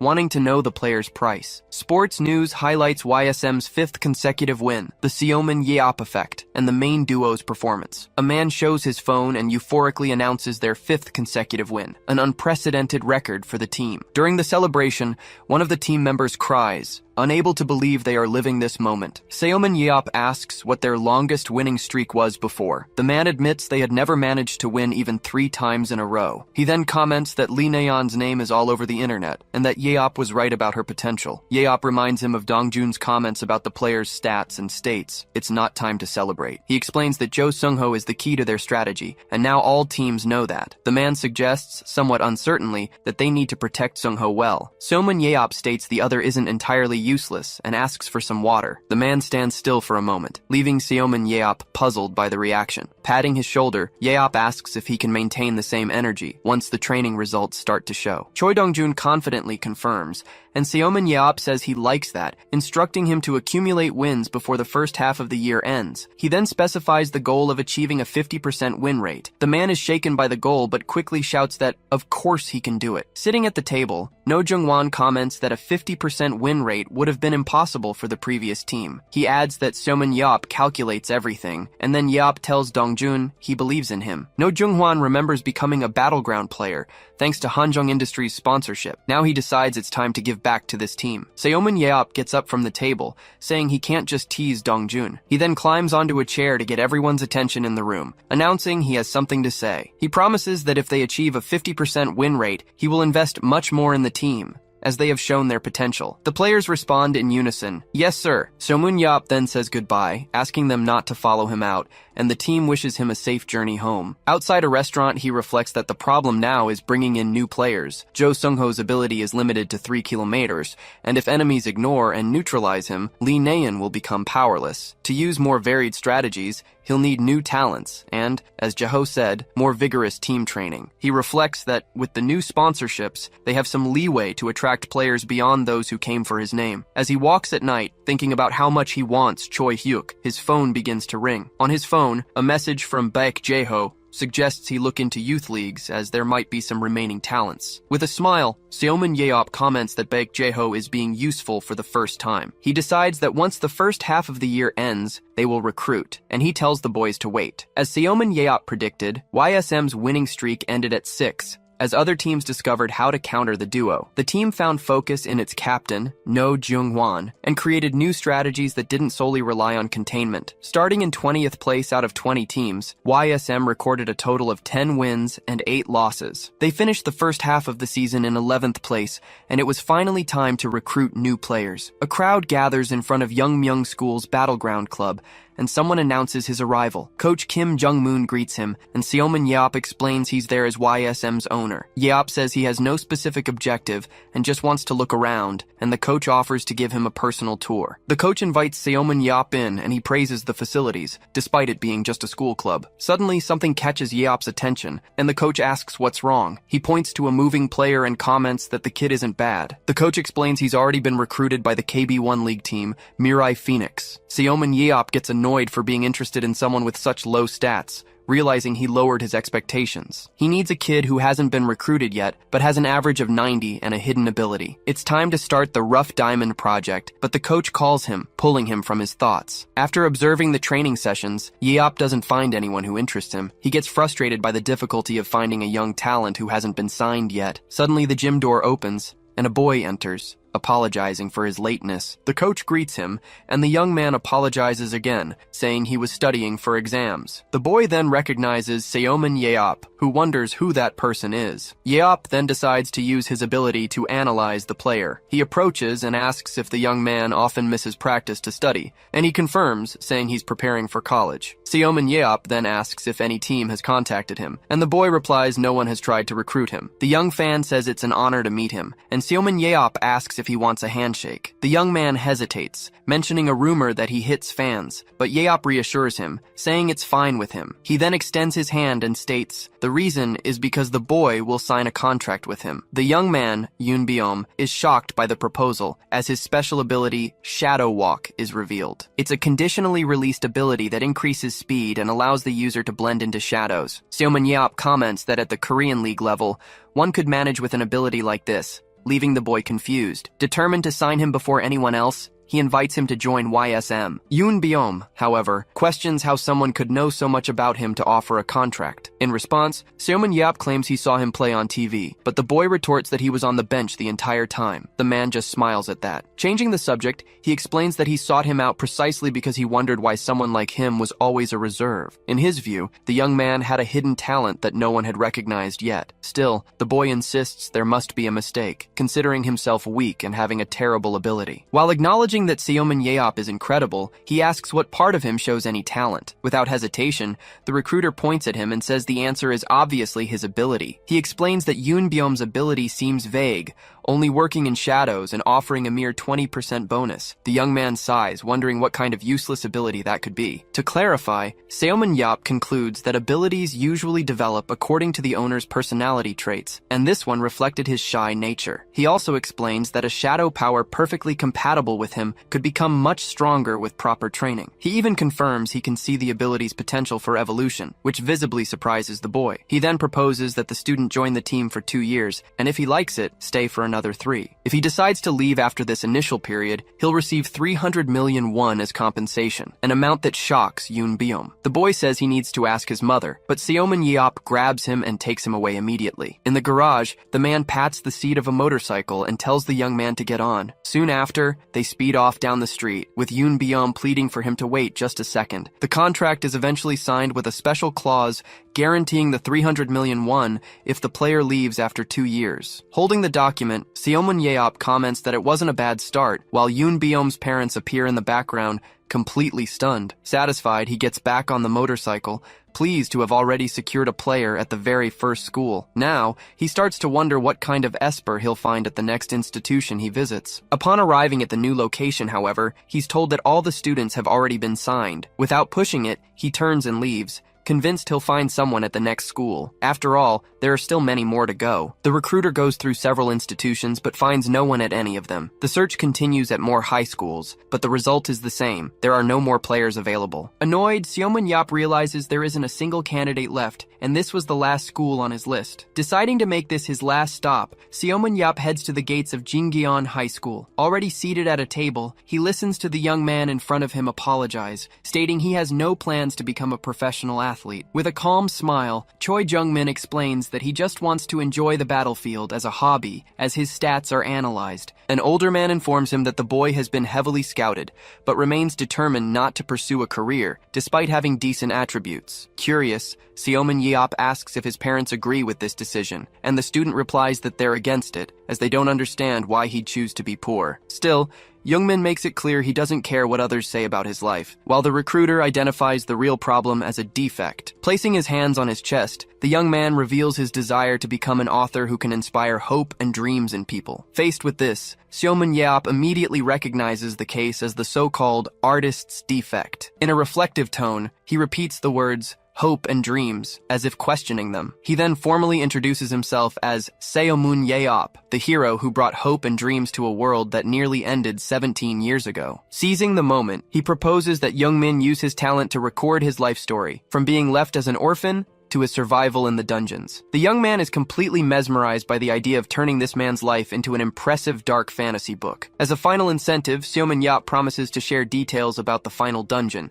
a topic he has never spoken about before. However, he makes it clear this will only happen if he joins the team as a player, causing Choi Jung-min to jump to his feet and shout that he'll sign. The contract is finalized by Seomun Yeop with Choi Jung-min, including a 160 million deposit and a 55 million salary. This deal is more expensive than Yoon Byom's, but the recruiter is betting on the observation skill to improve the young man's technique. After signing, Jung-min approaches to ask a question. Casually, Seomun Yeop allows him to use his first name, and asks what he wants to know. Without beating around the bush, the young man asks how he manages to have no weaknesses. Jungmin confesses that he's never seen anyone like him before. He mentions watching the French national team when they were in Korea, and although they were all incredible, none compared to Seomun Yeop. At this, the hero just shrugs and questions how there could be anyone else like him in the world. He then reminds the boy that he doesn't like killing humans, something that was clear during the charity match. With the question answered, Seomun Yeop sends him back inside, telling him the coach will be in touch. As the young man walks away, the recruiter takes out his phone to start the main event. He calls Baek Jae-ho, who asks if he found any good players. In response, Seomun Yeop explains that the most talented ones had already been signed, but he still managed to secure 2. He also mentions that if he manages to get Choi Hyuk, he'll have 18 players, which is why he'll be running late. Ending the conversation, he says goodbye, mentioning he'll stop by to talk to him in person. Seomun Yeop answers the phone with a slight smile, asking where else he would be. Shortly after, he arrives at the Sangsung Spirits headquarters to meet with the coach, who supposedly has a problem with him. At the entrance, the guards try to stop him, but the man reminds them that the Blue House said the exact same thing. An image from the past appears, showing Seomun Yeop attacking the Blue House to demand a meeting with the president. Faced with this, the guards ask for permission to at least send a report to their superiors, and he agrees to wait. While waiting, he walks through the facility, observing how everything is new and extremely expensive. For a moment, he stops to gaze at the modern building in front of him. In a casual tone,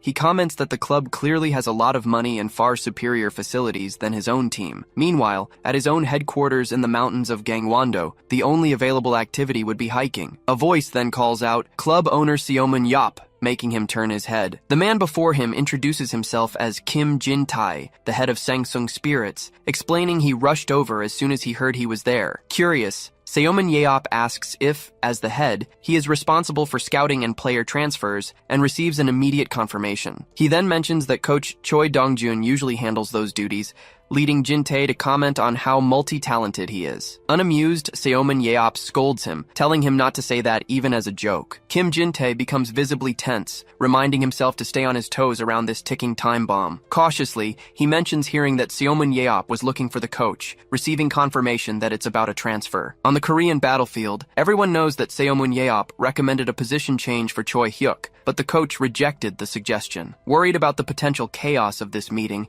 Jin-tae suggests they handle the matter directly with him. Still, Seomin Yeop insists on speaking with the coach personally to avoid repeating himself and asks to be taken to him. As they walk to the room, Jin-tae mentally apologizes to the coach for being unable to prevent this visit. Upon entering, Seomin Yeop introduces himself as the owner of YSM. Extending his hand, he says he's come to discuss business with Choi Moon-sung, the coach of Sangsung Spirits. The man shakes his hand with a trembling grip, sweat dripping down his face, a reaction that confuses Seomin Yeop. Suddenly, a sharp sound echoes in his ear. The coach starts sweating even more when Seomin Yeop asks if they've met before. Stepping closer, he comments that the man's face looks quite familiar. A young player interrupts the scene by asking if Seomin Yeop knows the coach, leading him to question who the newcomer is. The young man introduces himself as Yeom Ji-hyuk, the team captain, and explains that the coach called him over in the middle of practice. The coach then tries to justify himself, stating that the captain needs to be aware of all matters related to the players. Paying no attention to the interruption, Seomin Yeop ignores the explanation and turns back to the coach. The persistent gaze is unsettling, and the man finally asks why he's being stared at that way. Without backing down, Seomin Yeop presses the question, wanting to know if they've really never met before. Wiping away sweat, the coach denies it,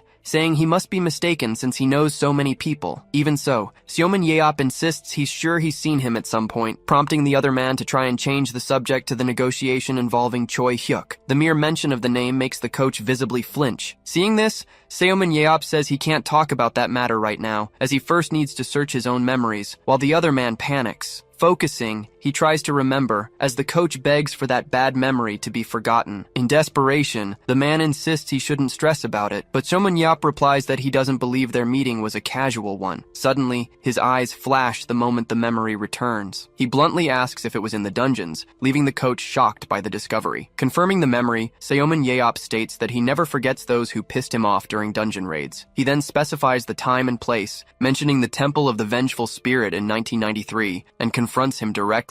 He wonders why he let him get away that time, since he had planned to kill him after the raid was over. Desperate, the coach reveals he even grew a mustache to avoid being recognized and begs for the past to be forgotten. The scene then flashes back to 1993 at Seoul Station, where 200 raiders had gathered for a dungeon raid. A young 18-year-old Seomin Yeop warns everyone about the traps and the enormous number of monsters. However, a voice cuts him off mid-speech, telling him to wait. A man in the crowd suggests they use their numerical advantage to push forward and take out the boss first. Choi Moon-sung, then 24, claims Seomin Yeop's fame is overblown and offers to take the lead. He continues to argue that conquering a few dungeons means nothing, and that the real deciding factor is strategy. Annoyed, Seomin Yeop calls him a bastard, but Jin-tae holds him back, telling him to let it go. Jin-tae asks him to calm down and finish explaining the plan so they can all enter the dungeon. At this, Seomin Yeop steps back and warns Choi Moon-sung that they'll talk after the raid. Moon-sung just laughs, saying he can't simply follow some kid's plan. Arrogantly, he boasts that he can also conquer this dungeon, just as a stone golem appears to attack. Raising his shield,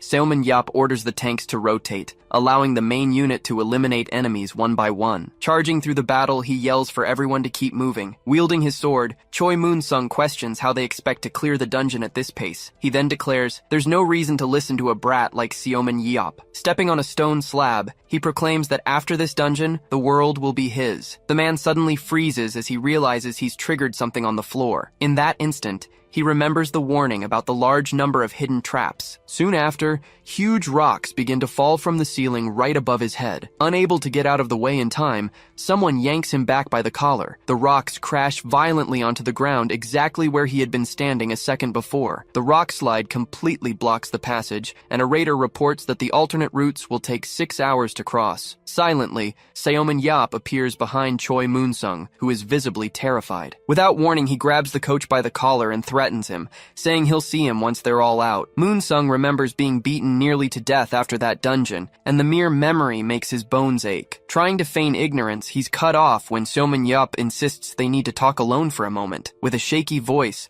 the coach asks what he plans to do, only to be told there's no reason to be afraid. Seomin Yeop then asks if Moonsung really thinks he'd seek revenge for something that happened so long ago. He bluntly tells him the other two need to leave so they can talk in private, unless he doesn't mind being overheard. The situation makes the coach squirm with frustration. After a few seconds, he orders Ji-hyuk to escort the chief out of the room, stating he needs to sort something out with the visitor. Alone with him, Seomin Yeop identifies him as the man who ignored his orders because of some half-baked theory. The coach recalls how he questioned those instructions and ended up extending the dungeon raid by 9 hours. Admitting his mistake, he says he remembers what happened and that he was young and immature back then. Mercilessly, Seomin Yeop retorts that he was still younger than him. Moonsung tries to defend himself by recalling that he was already beaten nearly to death when the raid ended. Partially agreeing, Seomin Yeop comments that it would be wrong to hit him for something so old, then suggests he can get beaten for what he did just now. The coach is shocked to hear that, according to Seomin Yeop, he had done something wrong. With a snap of his fingers, Seomin Yeop states that even ignoring his past foolishness, a new mistake was made, and it requires another lesson. He then walks toward him and says not to worry, as he knows how to hold back when dealing with an elder. Feeling the pressure, the coach demands to know what he did wrong, but Seomin Yeop throws the question back, asking if he's truly aware of what he did by opposing Choi Hyuk's position change. Furthermore, he points out that the other man knew full well that Baek Jaho was listening to their conversation, which made his actions even more brazen. Giving up on physical aggression, Seomin Yeop takes out his phone and says he'll do exactly what the coach did. With a calm smile, he reveals he'll just leak his story to the reporters, who love this kind of scandal. The threat provokes an immediate reaction, and the coach talks about suing him for slander, but Seomin Yeop encourages him to try, warning that he doesn't sue people. He goes after them. Desperate, the coach asks why he's doing this. The answer is direct and simple. Seomin Yeop demands that he just hand over Choi Hyuk. He reminds him that there's only 1 year left on the player's contract,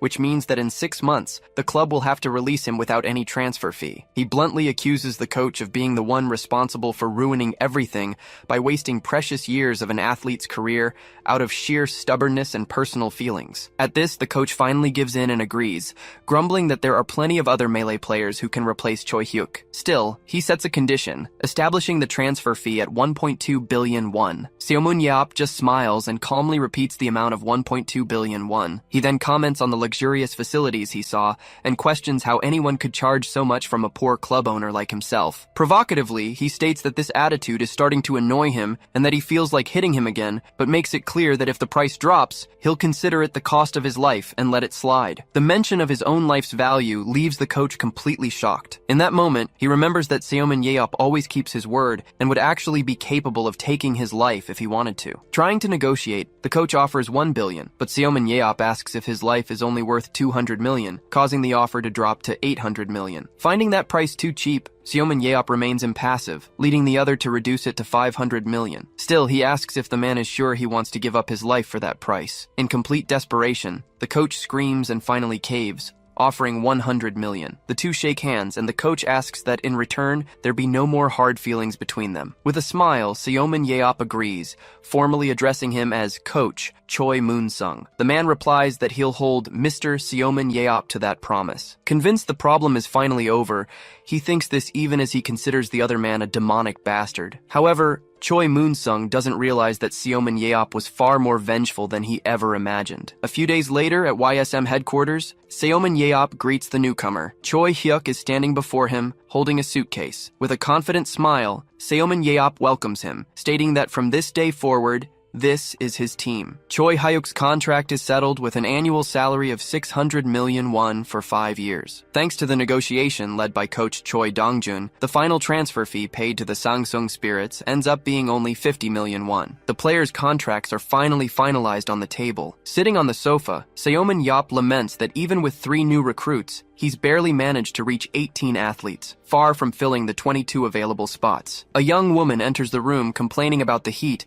and he immediately greets her back. Approaching him, she calls him Uncle Yeop and asks why he's been working so hard lately, since she hardly ever sees him. In response, he comments that she's the one who's been busier, leading the girl to mention that Seung-hee was upset about him not being home. At that moment, Seomin Yeop points to the book in her hands and asks what it is. She reveals it's a French for beginners book, and he takes the opportunity to tease her about the title. Continuing the joke, he says the world is a wonderful place for having children's books like that, but the young woman insists she's being serious. With teary eyes, she complains that French is difficult and asks if he couldn't just go to France with her. Surprised, Seomin Yeop asks what she's talking about. Jake Rand, the European battlefield agent, joins the conversation and explains that her contract will be finalized after a physical test in Paris. In the first half of the season, Baek Hyeon became the MVP as Korea's best melee dealer after her position change. The Moro brothers, who had always shown interest in her, wasted no time and made an official offer. With the Paris Lumiere contract signed,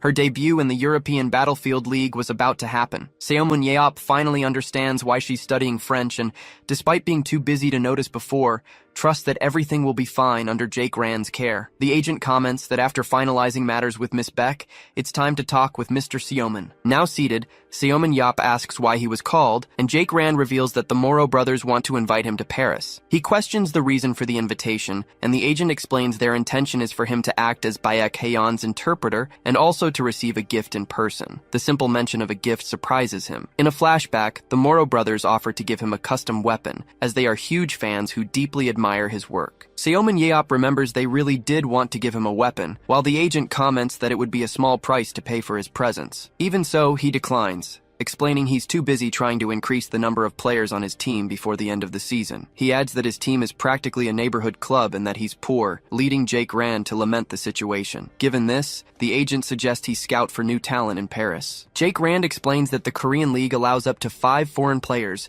and that in France it would be possible to find a good athlete on reasonable terms. He also highlights that the trip would be a great experience as a club owner, as it would allow him to observe the operations of the French League up close. Seomin Yeop ponders the possibility of signing foreign players. With a slight smile, he points at the idea and admits it doesn't sound bad at all. The scene then shifts to Charles de Gaulle International Airport in Paris, France. Walking through the terminal, Seomin Yeop carries his suitcase while observing the bustle around him. Baek Hyeon comments that it's been a long time since she was last in Paris, and adds it would have been nice if Jae-ho could have come too. In response, he explains that Jae-ho is busy training and suggests they use the time to find a place for her to live. Suddenly, a crowd of reporters appears, repeatedly calling out Seomin Yeop's name. Annoyed, he complains that these damn journalists are the same in every country. In the midst of the chaos, a man in a blue suit waves at him, leading him to immediately identify him as the culprit behind the situation. Curious, Seomin Yeop asks why the club owner came in person, and the man explains that he directly oversees player management. He admits the other man isn't wrong to think that so much attention could be beneficial for a rookie like Hyeon. Taking the opportunity, the man suggests he give an interview to his dear niece.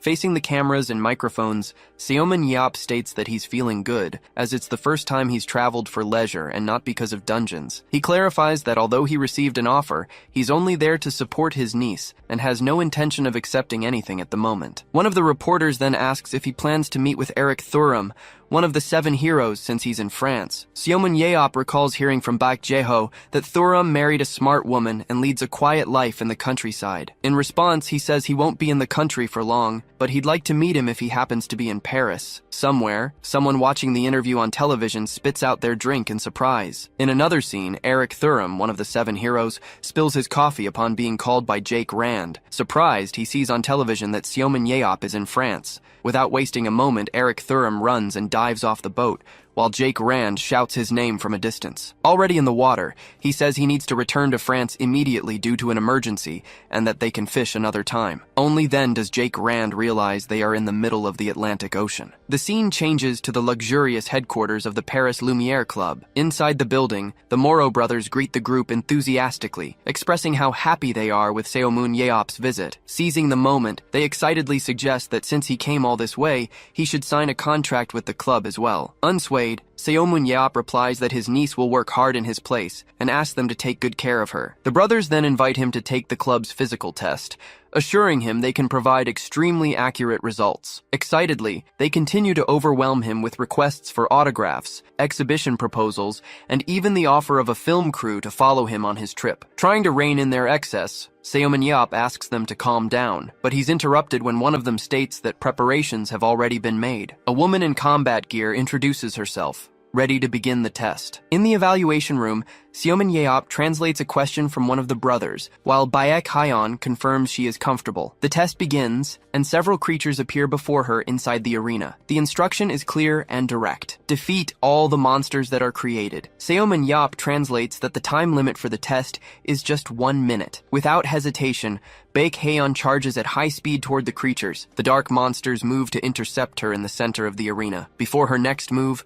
her eyes glow intensely. With a rapid and precise sequence of strikes, she cuts down all the creatures in her path. The test is completed in just 22 seconds, and she casually comments that it was fun. Curious, she asks how she did, receiving praise from Seomin Yeop, who says she's gotten stronger. As she mentions she's been training hard, one of the Moro brothers praises her moves and decides to hire her on the spot. The result she achieved was naturally far superior to what they had expected. At 24, her stats indicate she is still in her growth phase as an Esper. With the best trainers available here, she can improve her strength, endurance, and skill until she reaches her limits. Although her special ability and aura still need more training, her capabilities are already enough to make her a key player here. Signing an athlete of her caliber for just 4 million euros was considered an excellent deal. At that moment, a voice asks if Mr. Seomin Yeop is present, making him turn toward the sound. Baek Hyeon immediately recognizes the newcomer, while the woman beside her comments on his appearance. Observing the figure from a distance, Seomin Yeop identifies him as one of the top 3 players on the battlefield. He remembers that in the past, there were raiders with extraordinary speed. Still, it was rare to find someone as agile as Jaeho was in his prime. Nathan Bernard, one of the club's top 3 players, was exactly that kind of athlete. Seomin Yeop never imagined they would end up meeting like this. Finally, the man turns and reveals himself as Nathan Bernard. In 2005, Seomin Yeop and the 7 heroes defeated the last dungeon. With the war over, many fighters laid down their arms and chose to retire. In this new era, the battlefield was created as a form of mass entertainment, inevitably raising the question of who could succeed Seomin Yeop. This format turned many espers into prominent figures. Still, there was one name that was never left out of these discussions. The ace of the French national team and Paris Lumiere was named Player of the Year for 3 consecutive seasons. That name was Nathan Bernard. 2 men question his presence there on his day off, but he replies that he came to see Mr. Seomin. Seomin Yeop watches as he approaches with a confident smile. Nathan then turns to greet his new teammate. A woman sitting in a chair waves back at him. She then asks the woman next to her what he said, but the other admits she didn't understand either. Approaching,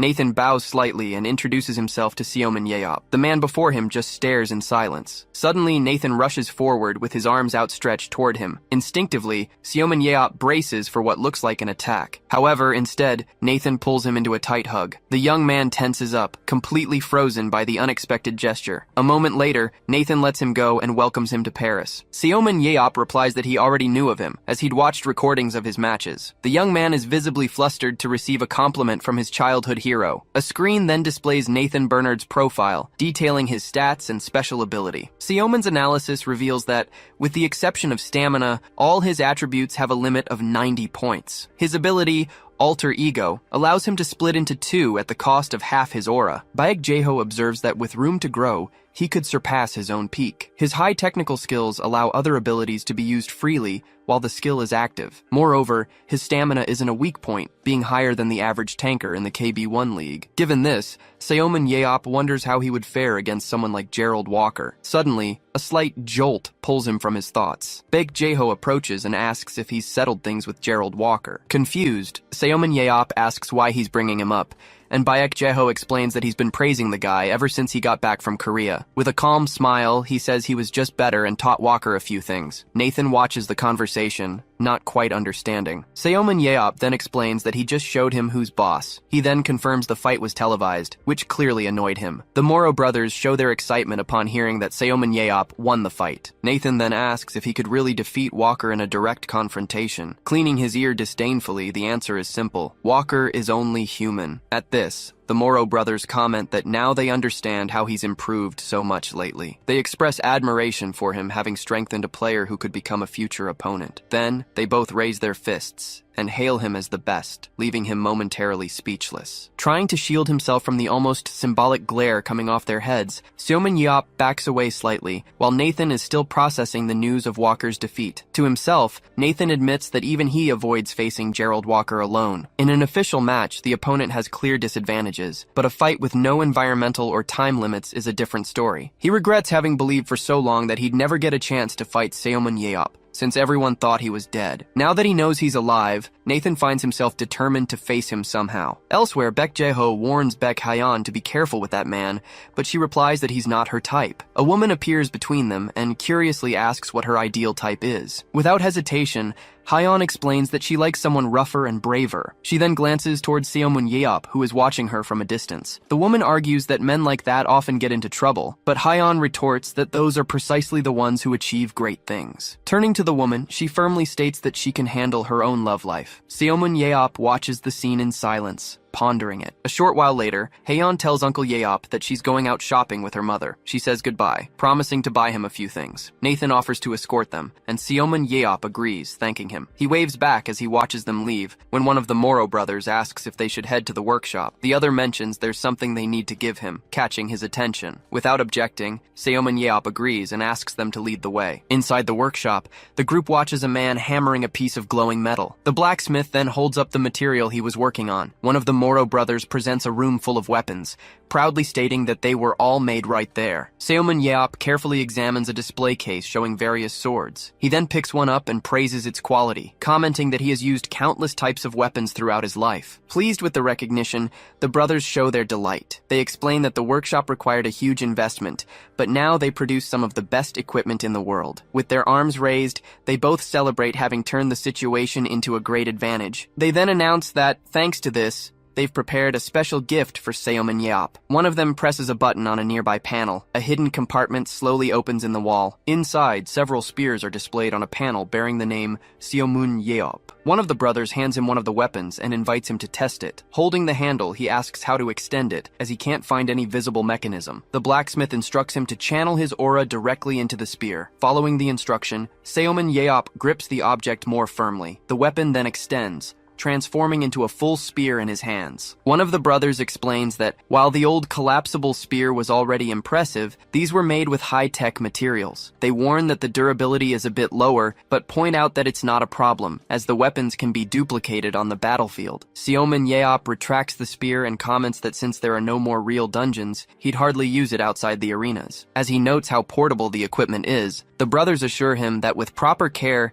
it can be used limitlessly. Intrigued, he asks if they really created all of this just to give it to him. One of the Moro brothers confirms it, but makes it clear that it's not an exclusive use item. According to him, if it's a spear used by Seomun Yeop, the replicas will sell like never before, leaving him speechless. They then reveal that the weapon is part of a sponsorship contract, which visibly annoys him. One of them makes a hand gesture and explains that they've already calculated the value of the deal. The proposal involves a payment of 1.5 million euros per year for 5 years. Additionally, they offer an extra bonus of 3 million euros for each match he uses the weapon in. Seomun Yeop tilts his head slightly as he listens to the question of what he thinks of the proposal. With the spear still in his hand, he accepts the deal. The hero Seomun Yeop might have refused, but the club owner Seomun Yeop couldn't afford to turn down that much money. Seomun Yeop signs the contract as one of the Moro brothers asks if he's read all the clauses. They remind him of a specific condition that requires him to keep the weapon, leading him to wonder why he would ever throw it away. The brother then asks if he's an active player on the battlefield, to which he answers no. Seomun Yeop explains that only registered players can carry Esper weapons, though he claims to have immunity. Even so, the brothers clarify that the weapon wouldn't pass through customs regardless. This makes him stand up immediately. He states that he won't force the issue, not wanting to cause trouble for Baek Jae-ho and Mr. Jin-tae. At that moment, the two strike an exaggerated pose and announce there's a simple solution. Leaning in, they suggest that if he can't take the weapon because he's not a player, he should just become one. Baek Hyeon and her mother arrive soon after, announcing they're back and have brought gifts. Seomun Yeop is completely frozen, his mouth hanging open. Hyeon finds him sitting in a chair and asks what's going on. Hours earlier, the brothers were explaining that to become a player, he needed to register with his own country's association. They continued, saying that since the registration is regulated by the International Association, it doesn't matter which country he does it in. The suggestion is for him to register in France, allowing him to declare the weapon at customs without any issues. In that instant, Seomin Yeop realizes it was all planned from the start as the brothers strike their signature pose again. Annoyed, he glares at them in silence. They begin to circle him, explaining that the art of negotiation is to let things flow, even when hidden intentions are already known. They then assure him there are no downsides to registering, only more options to participate in matches. As proof that they're his biggest fans,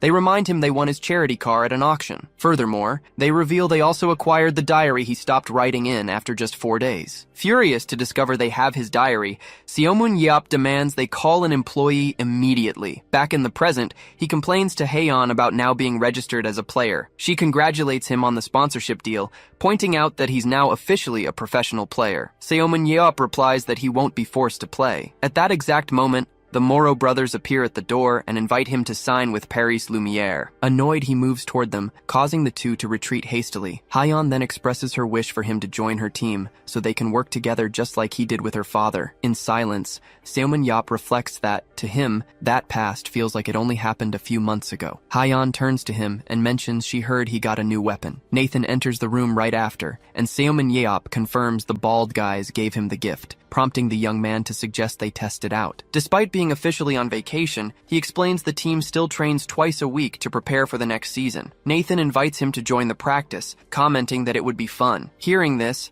Seomun Yeop realizes the young man makes no effort to hide his competitive spirit. With a slight smile, he starts to find him interesting. In response, he taps his fist against Nathan's chest and accepts the fight. The next day, at the Paris Lumiere Club headquarters, the players chat excitedly about how to enjoy the rest of their vacation, while one of them asks about an absent teammate. Baek Haeyeon clenches her fists, noticing the team's general lack of spirit. Noticing this, Seomun Yeop advises her to relax, reminding her she's the only one overflowing with enthusiasm. He remarks that she's a lot like her father, who got so nervous in his first dungeon that he passed out in just 10 minutes. Two players holding hands watch the two arrive. Another player turns to look in the same direction. Slowly, whispers spread through the group as they recognize Seomun Yeop. Some comment that the club owners actually managed to bring him here. Eric Thuram watches the scene in silence. Haeyeon notices the stares and whispers directed at her uncle Yeop and tries to compose herself. A tall man approaches and calls out to Seomun Yeop.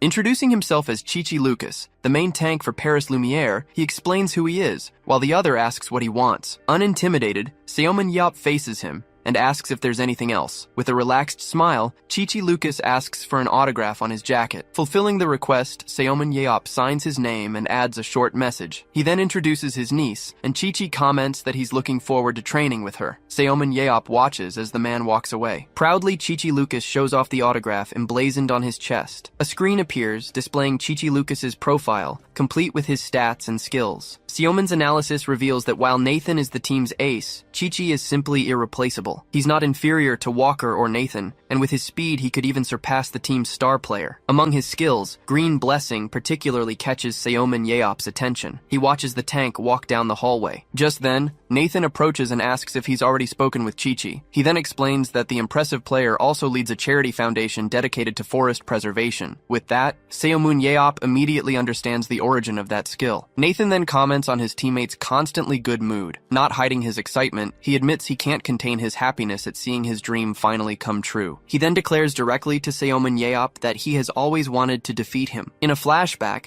a young Nathan looks at the statue of the hero who saved the world, seeing him as an idol to be surpassed. Soon after, he remembers seeing the memorial for Seomun Yeop, who had died in the final dungeon. At that moment, young Nathan believed his dream would never come true. Back in the present, the two face each other, and Seomun Yeop comments that humans like to dream. Nathan states that as long as he's alive, he'll keep trying, and that today, he will fight with everything he's got. With a faint smile, Seomun Yeop simply wishes him good luck. At that moment, the Moro brothers appear, striking an exaggerated pose and greeting everyone. Right after, Dubois Goffini introduces himself as the coach of Paris Lumiere BC. Turning to the assembled players, he asks if they should divide into teams. The coach explains that normally, the team is split between the two main players, Chichi and Nathan. However, because there's a special guest, he announces they will form Team Seomun and Team Nathan. Seomun Yeop asks how they will divide the teams by position and balance. In response, the coach explains there's a special method for organizing teams during practice games. With an amused smile, he reveals they use rock, paper, scissors. Seoman Yeop's team is formed, with Chichi Lucas and other players by his side. Nathan's team is then assembled with the remaining players. Finishing the preparations, the coach announces that they now have 2 fantastic teams and that it's time to begin.